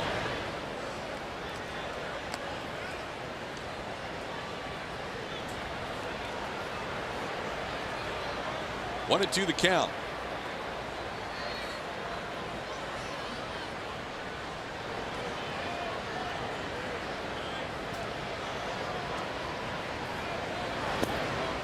Down and in, 2 balls and 2 strikes. Is it too late to talk Nolan Ryan stuff? Never. We can talk it all night if you want. Well, I mean, more legendary numbers. At age 40, Nolan Ryan apparently went 8-16. Yet, he led the league in strikeouts and ERA. At 8-16. Yeah. That's not getting much run support. There's a ball down the line. Fair ball off the bat of Chapman. Correa hustling out nicely to try and make a play of it. He does. Tell you what, that's a double for Chapman, but give Correa a plus for the effort in trying to hold him to a single. Ballpark knowledge. This is Correa's home, and he understands when that ball gets down that left field line, there's always the potential not just sneaking over that third base bag and staying fair. But Correa playing it nicely, makes it a close play at second base. That used to be where the miles per hour used to be. There used to be a little scoreboard there when I was playing. Right there on the corner? Yeah, you'd get even crazier ricochets off that firm siding. But now a little more padded, but a great play by Carlos. Called strike to Matt Olson. Chapman now with 2 of the 5 hits for the A's with a 1-out double in the 7th inning. Olson has grounded out and flied out.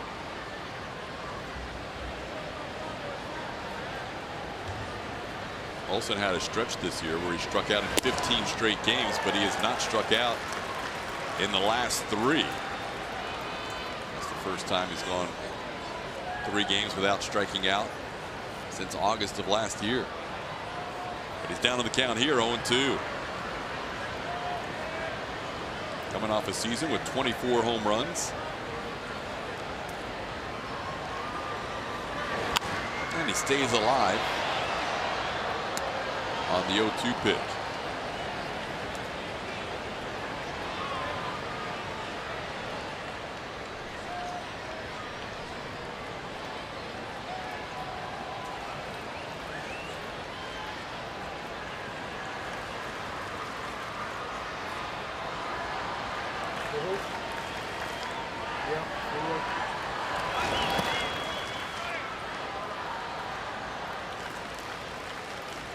April's always been Dallas's best month.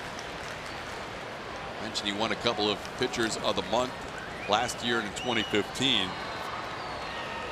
This year, in half of his starts, March and April will be blended together with the season starting in March this year, but in half of his starts, he's allowed 3 runs. That's the max this season. He's had 8 straight quality starts here at Minute Maid Park against these Oakland A's.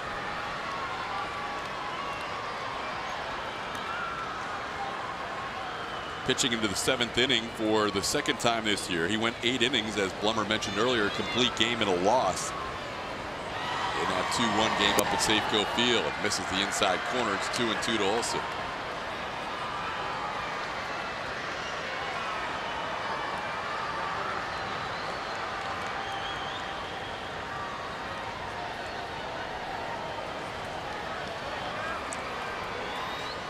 Olsen is grounded out and flied out.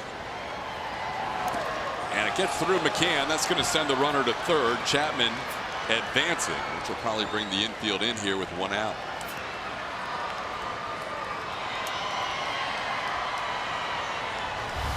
See McCann's frustration. Just didn't get that glove all the way down. And the baseball really didn't bounce up. It more skipped across the bottom, get through the 5-hole.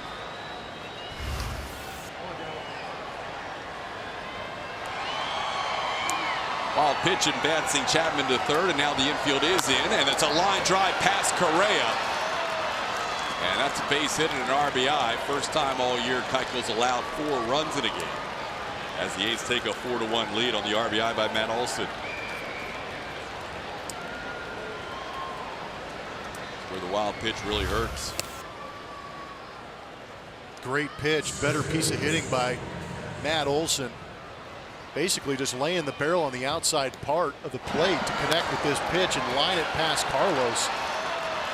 And that's where playing in sometimes can come back to get you a little bit, because if you're playing back a little bit, you have a better angle to get some of these balls.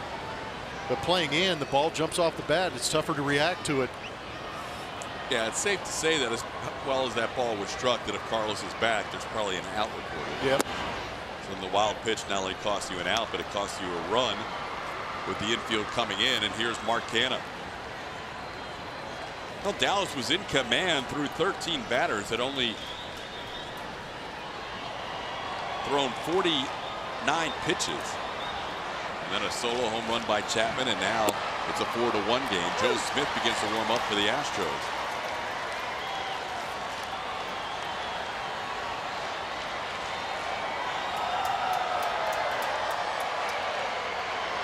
After retiring the first 13, 6 of the last 11 have reached base for the A's. Canha a couple of groundouts tonight.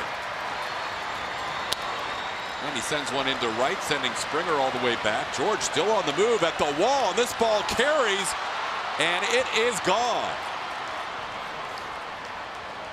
Home run, Mark Canha. His 4th home run of the year. And the A's now lead this game 6-1 on their 3rd home run of the night. Really looked like George had a beat on this, and I thought he had a chance to grab this. It'll be interesting to check out the replay. That ball really carried the opposite way. Big time. Just over the outstretched glove of George Springer. Young man gets a souvenir in an unfortunate situation for Dallas Keuchel.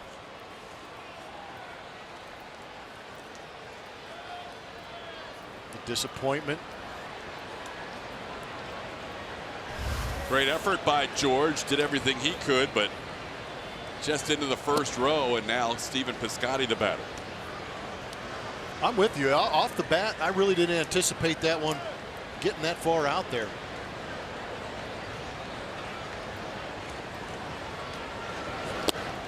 One-0 pitch is a call strike. It's 1-1. Doesn't help your argument for the ball carrying better with the roof closed.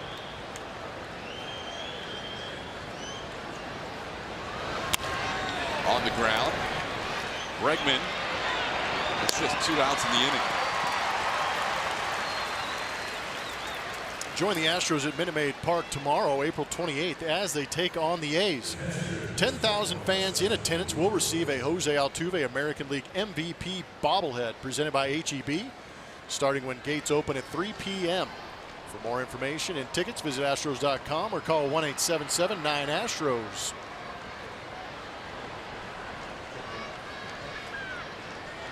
Here's Jonathan Lucroy. Couple of ground outs, one turned into a double play his last time up. Takes a pitch for ball one. The Astros have a tough task, down 6-1 against Sean Manaea and the A's. Single run in the 5th, 2 more in the 6th, 3 more in the 7th for Oakland. Dallas gets another ground ball out, but a frustrating inning as 3 cross the plate on 3 hits, including a 2-run home run by Mark Canha. It is 6-1 Oakland, 7th inning stretch time.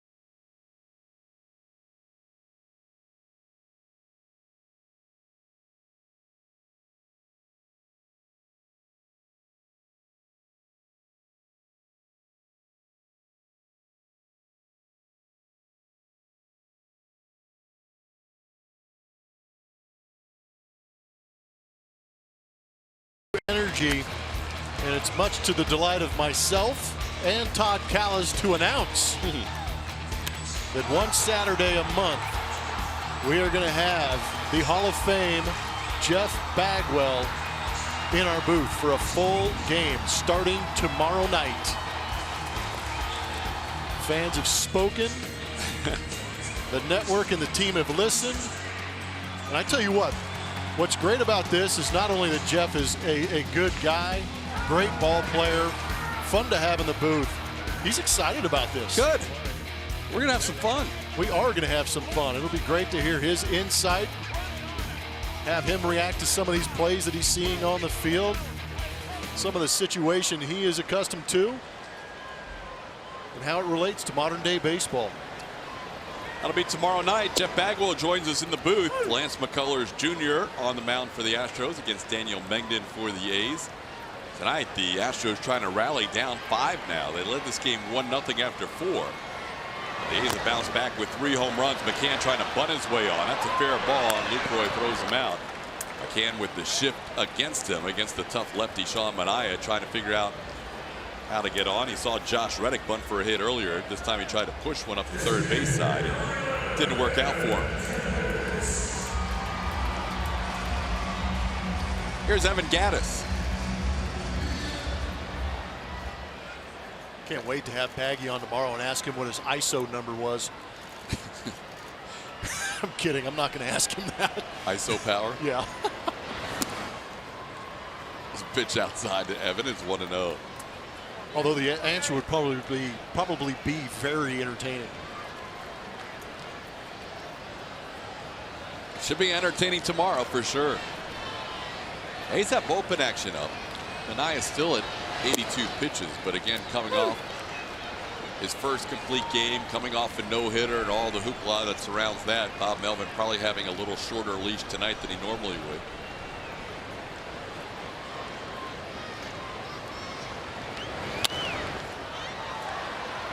Very un-Keuchel-like tonight with the 3 home runs allowed. That has not happened since the 2015 season. Dallas allowed 3 in Arlington against the Rangers on September 16th of 2015. And in 3 consecutive innings. Yep. Solo shot and a couple of 2-run home runs. A's have been swinging it, and they continue to tonight. They've won 8 out of 10. They've been one of the hotter teams in baseball. It's 2-2. And Manaea stepping up, painting both corners, doing a great job with the fastball, the slider, and the changeup.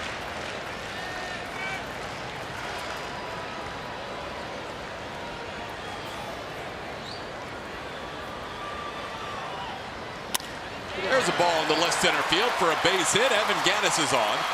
Canna will track it down. And Evan has himself a 1-out single.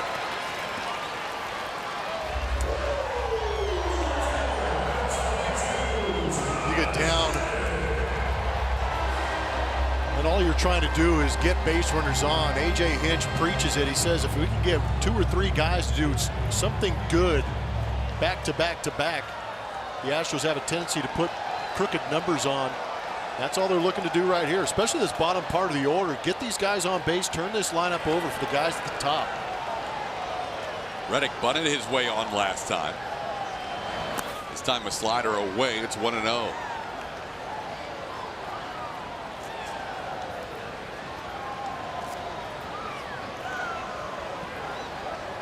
Dad.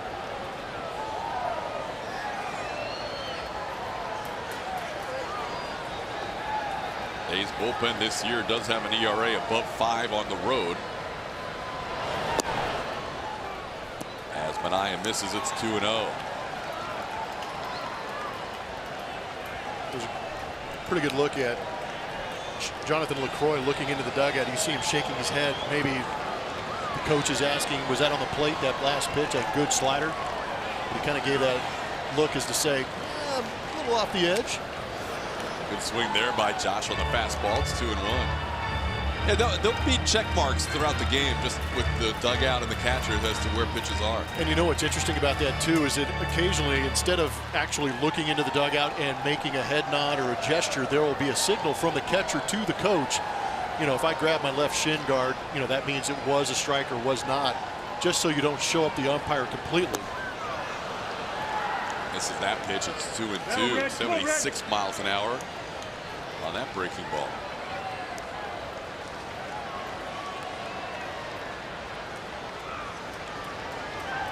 Of the 19 outs, 6 strikeouts for Manaea and 10 fly ball outs.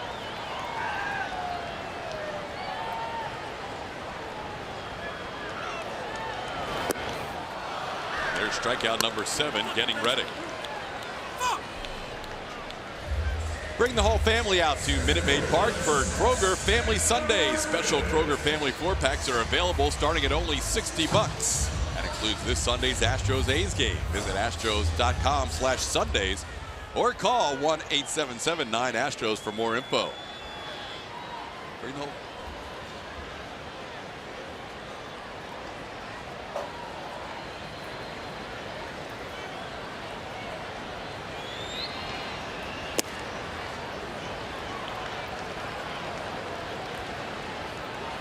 Want to know the count to Jake?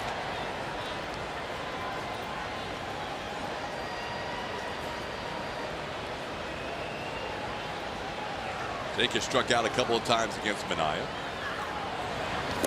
Does not chase that pitch. It's 2-0. There we go. That's where Jake wants to be. So often when you're slumping, we almost feel as if when Jake puts his right foot in the box, it's 0-1. When he gets both feet in the box, it's 0-2 the way he's been going. But he's got to be happy to see this 2-0 count right now. Jake pulled one foul up into the upper deck his last at bat. Shots one foul at the plate. It's 2-1. It's amazing. Pitchers will not give in. They're not pitching to the guy who is slumping or struggling. They're pitching to the guy at the plate. That was a 2-0 changeup.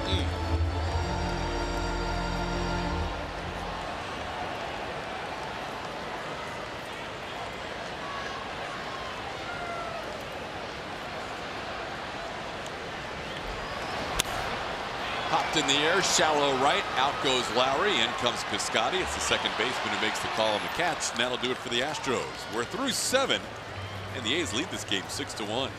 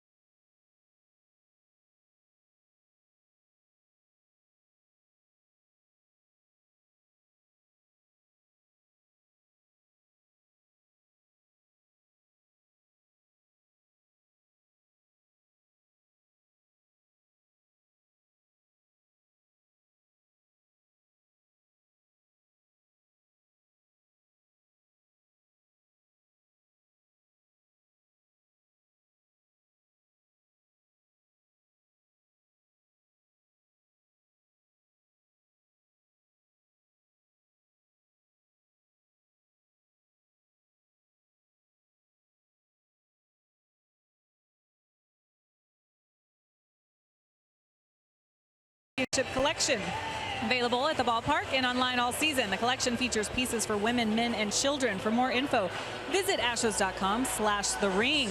You got to check out the hottest selling item, though. It's the paperweight, $179 plus tax. But anybody with an office needs something like this. We checked that out before the game. That thing is massive. It's one of the hottest items in the team store. You are not, if that is sitting on your desk holding down your car, some stack of papers, you're not going to miss that. That is going to be highly visible and probably lead to a great conversation about how awesome 2017 was. New pitcher for the Astros as we head into the 8th, and Joe Smith takes over for Dallas Keuchel. Joe Smith got roughed up a little bit last time he was out there. Won an inning. Had a blown save, took the loss, giving up 4 runs. But in here to keep things right where they're at, facing a couple of right-handed hitters. Turned Jed Lowry around to that left-hand side. 1-1 the count. Dallas's day is over. 7 innings of 7-hit baseball, and all 7 of those hits came from the 5th inning on. Michael allowed a season-high 6 earned runs. For the first time in over 2 seasons, allowed 3 home runs in a game. Chapman, Canna, Pinder all hitting home runs tonight. Top of the lineup, Marcus Semien, Chad Pinder, and Jed Lowry facing Joe Smith.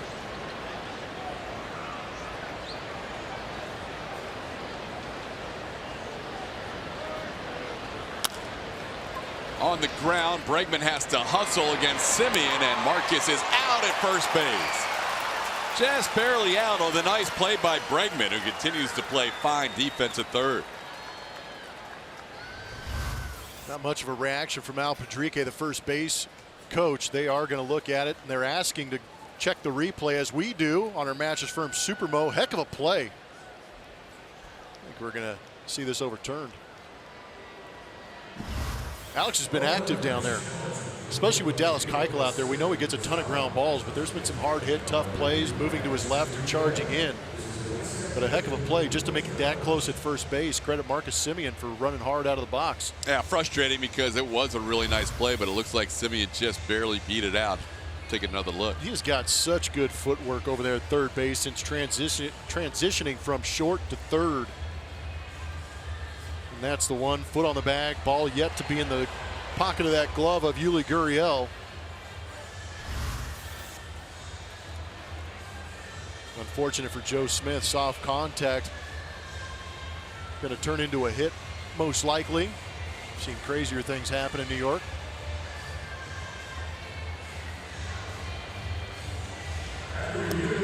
That'll be Semien's second hit of the night as they overturn it.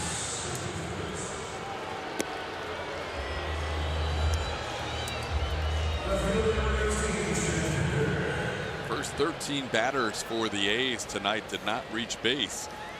They've picked up 8 hits since 1 out in the 5th inning. Chad Pinder, the batter.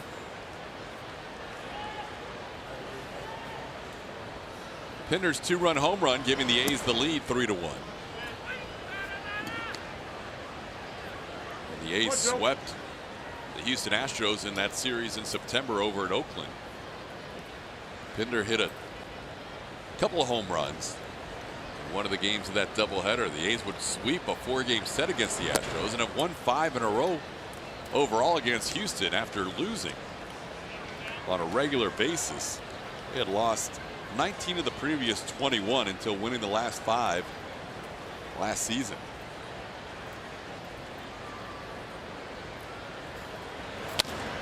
That shot into right field for a base hit.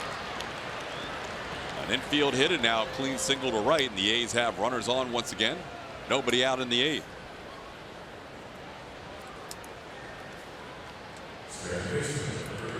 And some pretty good swings from these young Oakland A's. Seen them drive the ball 3 times. We've also seen them use that shift against the Astros by shooting that ball the other way. Here's one of the hottest hitters all season long. Doesn't have a hit tonight. And that's Jed Lowry. Lowry, a couple of ground outs and a fly out against Dallas Keuchel. Now batting left-handed and takes one inside for ball one.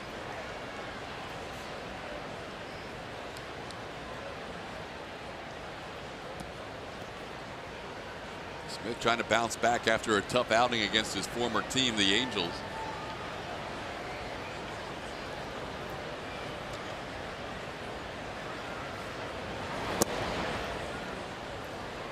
Down and in, 2-0.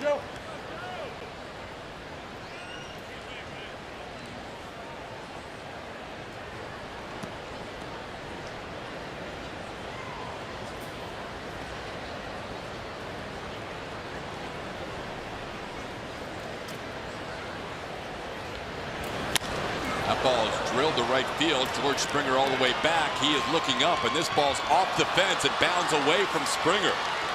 Semien around third, he will score. Pinder right behind him, he will score. Lowry into third base with a stand-up triple. And the A's offense really has come alive the last few innings. It's now 8-1. Falling behind and being forced to throw strikes in the middle part of the plate, hurting Joe Smith.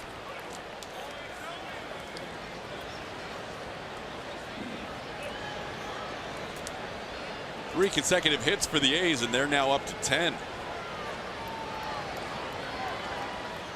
First 13 batters, nobody reached base.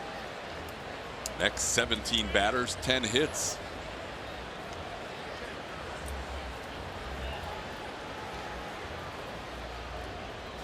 Brent Strom out to the mound to discuss things with Joe Smith in this 8-1 contest. 32,636 tonight. Good crowd on a big and bright Friday night, but other than the early RBI by Carlos Correa, not a whole lot to cheer about for these Astros fans. Dallas was cruising along until the 5th. Now Joe Smith comes on for the 8th.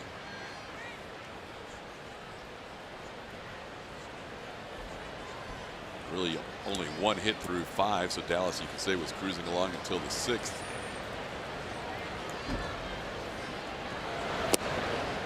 Swing and a miss. Smith facing Chris Davis. Infield comes in with Wade Davis takes big hacks. This is not comfortable for the Astros infield. No, hence the reason that Alex Bregman's playing behind the baseline over there.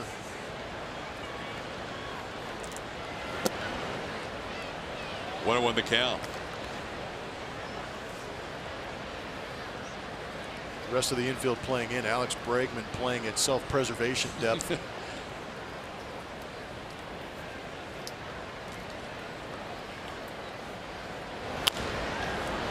And Bregman catches it in foul territory. It's a ball and 2 strikes.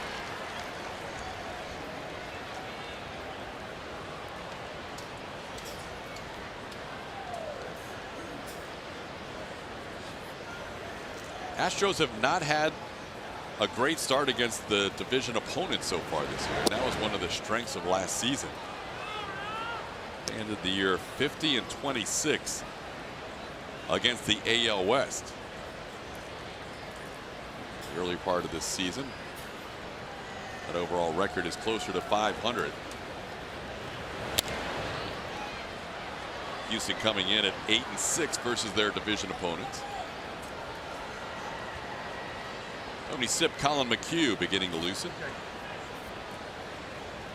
You know, the American League West so far early on has been pretty good.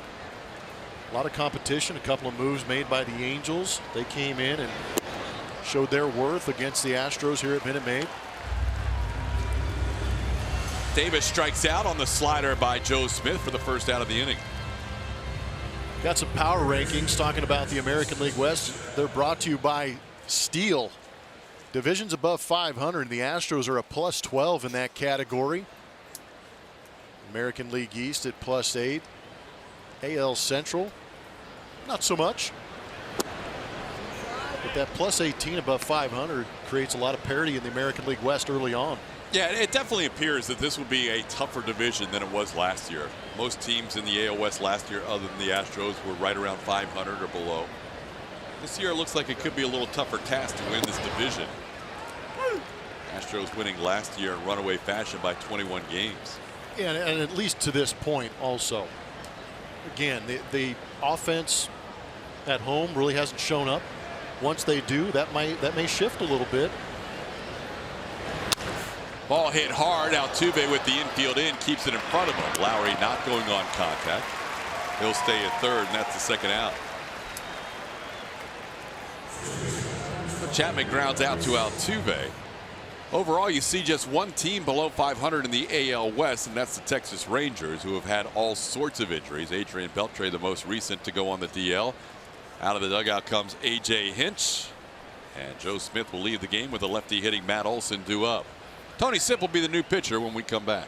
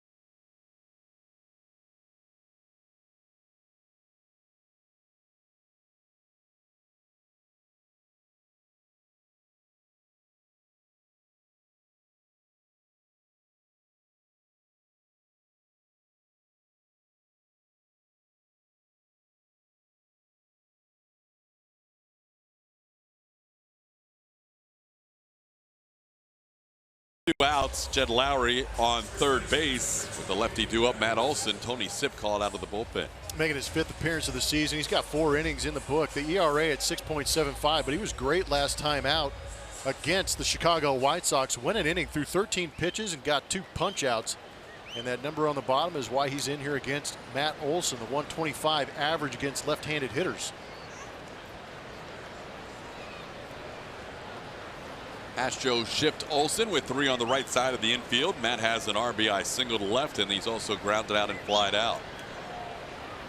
Last at bat was kind of interesting watching Olson, because all of a sudden when he got to 2 strikes, he started to put the bat on the ball with some foul balls staying alive, and ended up with a base hit the other way. Not your standard 2018 2-strike approach. And not your standard Matt Olson approach. Watching him in the past, he was always a free swinger, but stayed alive in that AB and ended up with an RBI. There's a called strike, 1-1. Well, they're young and they're going to be better as each year goes along. Offensively, they're putting up some big numbers early this season, right up there with Boston in so many categories, as we showed you before the game.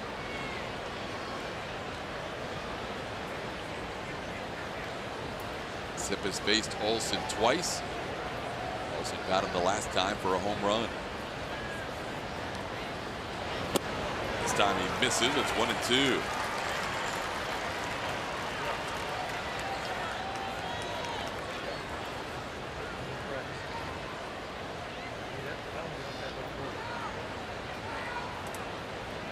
Ryan Dull looks like he's ready to go out of the A's bullpen.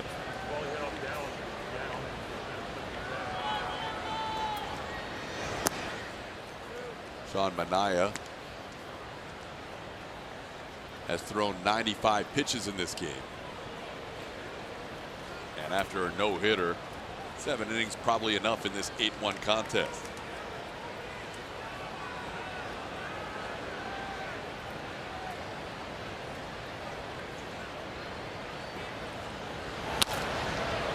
Into center field.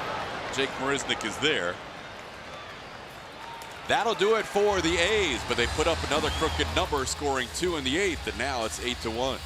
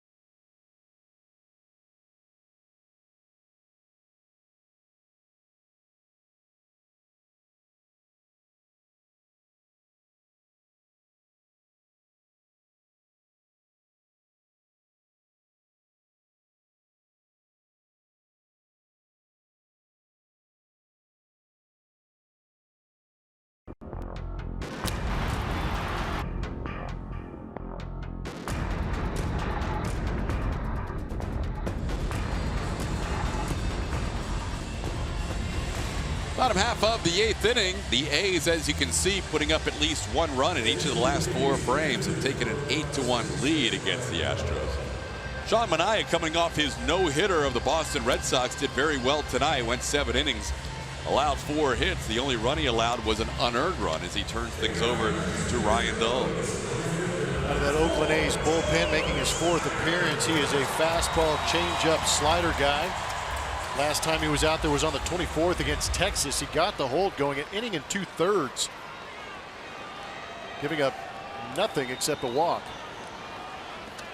Just 6 outs to work with. The Astros need a lot of base runners, and they have the top of the order due up in George Springer.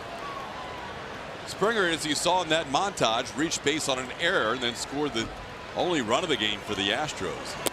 Good hustle, tagging up and going to second, and then scoring on the Carlos Correa opposite field base hit. Takes called strike from Dull. It's 0-1.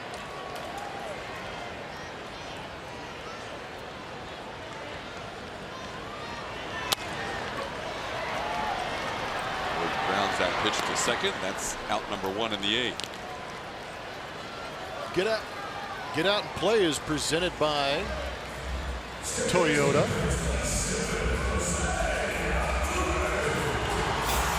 There it is. Let's get out and play. And it's brought to you by Toyota. Last game here, we saw Jose Altuve hit his first home run of the season. That Wednesday game against the Los Angeles Angels of Anaheim and Brea and Orange County. Then it was crickets. Great reaction by Altuve as he went down the dugout and celebrated by himself. That was one of the more entertaining moments so far this season. Between the way the team handled it and how Jose Altuve handled it, turned out to be a pretty good. Hey, he's pretty good. Yeah, we're going to show that more often. Little base hit to left field for Altuve. Altuve 1 for 4 on the night.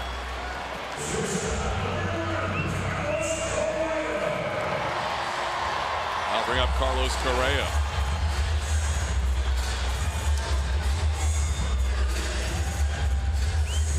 Correa with his 20th RBI this season is 1 for 3 with that RBI single.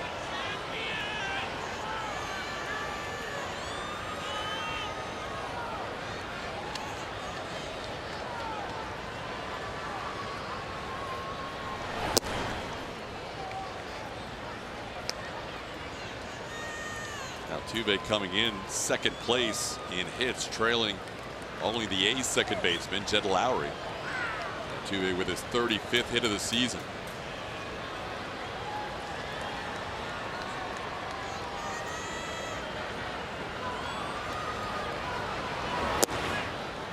earlier about tonight being game 27. Multiply everything by 6 at the end of the night, 1/6 the way through the season. That puts Altuve on a 210 hit pace. That's it?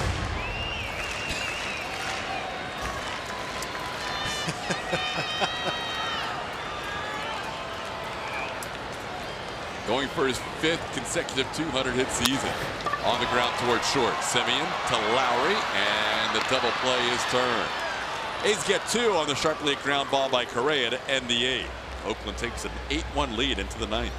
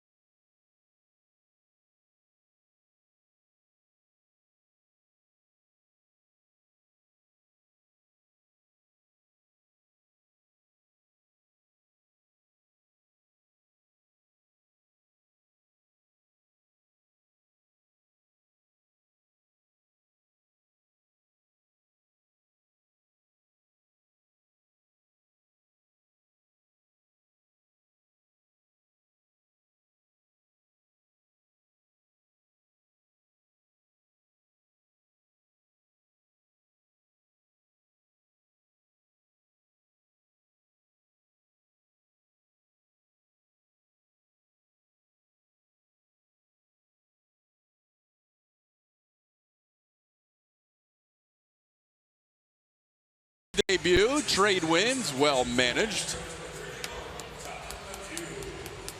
Scrap iron. Yep. Major league debut in 1973 with the Oakland Athletics. Traded from the Astros to the Buccos in 1981. The World Series in 2005. He's not doing it anymore, but he was also helping Bob Melvin over there with the Oakland A's. Some special assistant type duties that he was handling, but a great guy to have around the game. Great storyteller too. Yep, one of the best. Colin McHugh takes over in the 9th inning. Colin's really adapted to that reliever's role nicely, appearing in his 8th game this year. I agree, and a lot of the scouting reports aren't going to tell you that he's consistently at 92, 93 miles an hour coming out of the bullpen. Still got that sharp slider that he developed last season in that starting rotation. Started Can off with that breaking ball for strike 1.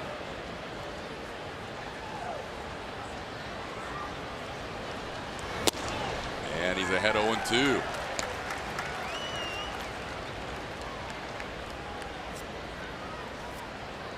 McHugh normally around 90, 91 as a starter. Out of the bullpen, we see more 92s and 93s.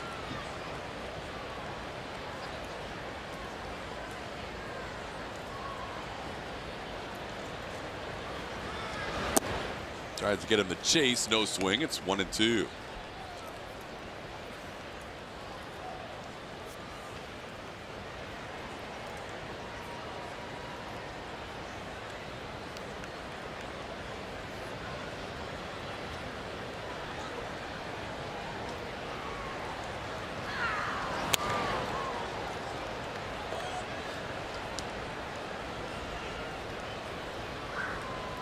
One thing we haven't seen tonight, at least, from the A's, and one thing that the Astros were so good at last year and have struggled this year, is strikeouts. We've only seen 4 strikeouts tonight from this lineup. Astros right up there amongst the league leaders in strikeouts coming into tonight. Naya struck out 7 while he was in there. Canna goes down looking. Colin McHugh has himself a strikeout at the first batter he faces.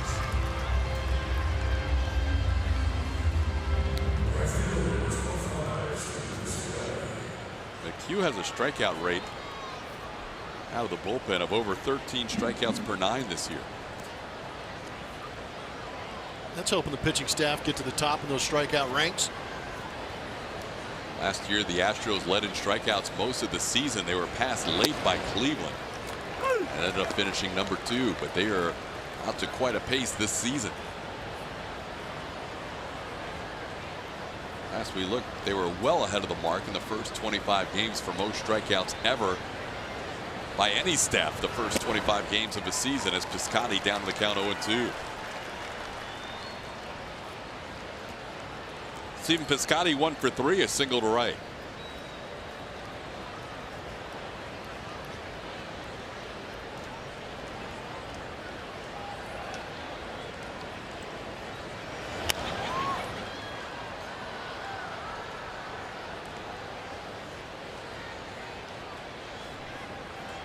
Tomorrow's game starts at 6:10. We'll be on the air at 5:30 with our pregame show. Lance McCullers Jr. against the local product Daniel Mengden. And I'll get all kinds of extra help tomorrow too. Baggy. Yeah. Jeff Bagwell will be in the booth tomorrow for our entire telecast.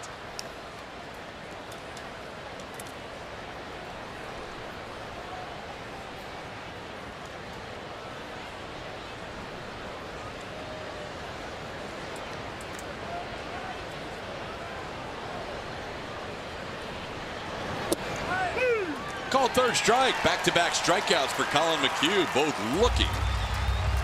Drops in the breaking ball for strikeout #2. I think Colin McHugh knew this was a strike right out of his hand. Great slider. Locked him up on the outside corner and he walked him off. He just went Devo on us. Starting to get that bullpen strut down. Yeah. I like it. Here's Jonathan Lucroy.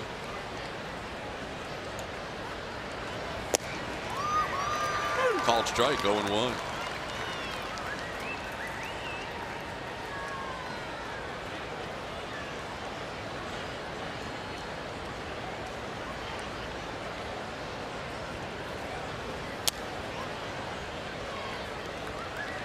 Showing a little emotion out there. McHugh wasn't happy with the location on that last pitch, even though it was fouled off for strike 2.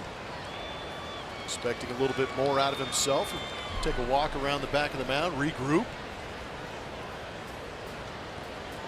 Been firing in this appearance. 12 pitches, 11 strikes, couple of strikeouts, and a head 0-2 on Lucroy.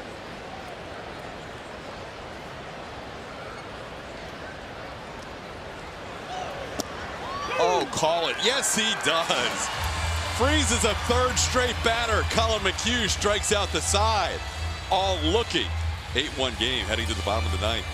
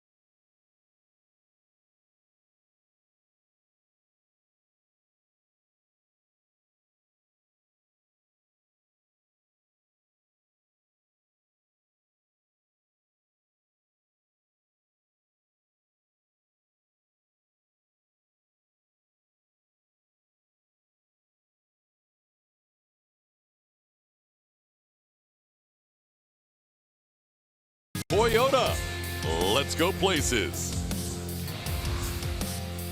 That's McCullers Jr. looking for 3 straight wins tomorrow as he'll go against these Oakland A's in the middle game of a weekend series. A's lead this one 8-1 as we head to the bottom half of the 9th inning. Sean Manaea was very good for 7 innings, did not allow an earned run. Ryan Dahl, with the benefit of a double play, got through the 8th, and now it's Santiago Casillas' turn. Santiago Casillas spent his entire career in the Bay Area between Oakland, where he started out, then with San Francisco, now back with Oakland. 6 games this season. He has thrown in 9 innings, 1 save on the season. He has 183 saves in his career.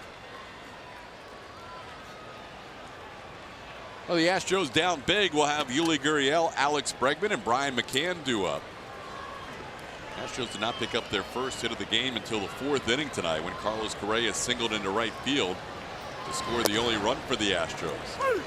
Yuli hit the ball hard a couple of times against Manaea, but had nothing to show for it. Flying out to right on a deep fly ball in the right center field, lining out to center and then grounding out. Casillas, a fastball slider guy against right-handed hitters. Yuli grounds one to first base for the 2nd straight at bat. He's retired for the first out of the 9th. Well, the A's got another strong outing out of Manaea, and then their offense, which was dormant for a while, ended up coming alive in the 5th through the 8th innings. And that seems to be a growing theme. The last 5 times the Astros have played these Oakland A's, they've jumped on them for 49 runs, 41 of them from the 6th inning on, doing some damage late.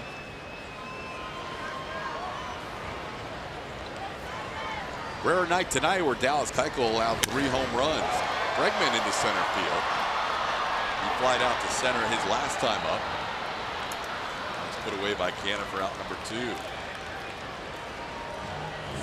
Well, with the starter, Manaea went through those first 3 innings with no hits allowed, coming off his no-hitter against the Red Sox.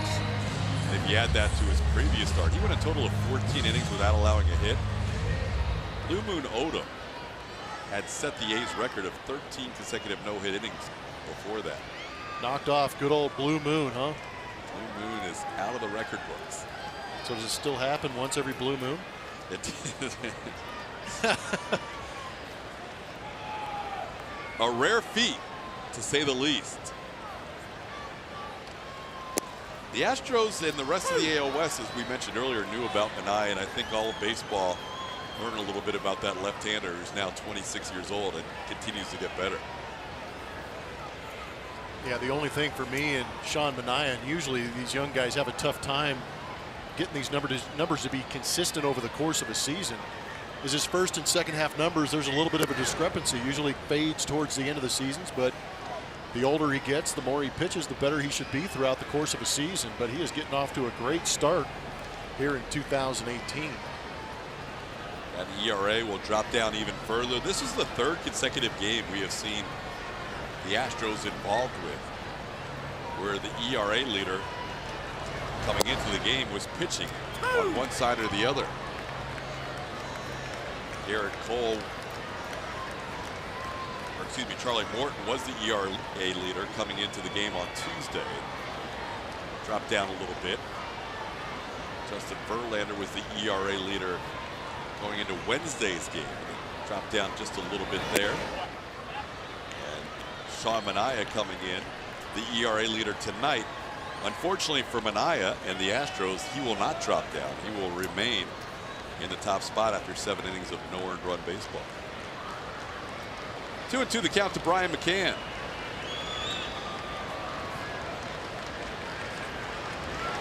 And that's the ball game. The Oakland A's defeat the Astros 8-1 to kick off this weekend series. The A's have now won 9 of their last 11 games. And the Astros now fall to 1-3 on this 10-game homestand. We will have more, including the post-game show, right around the corner.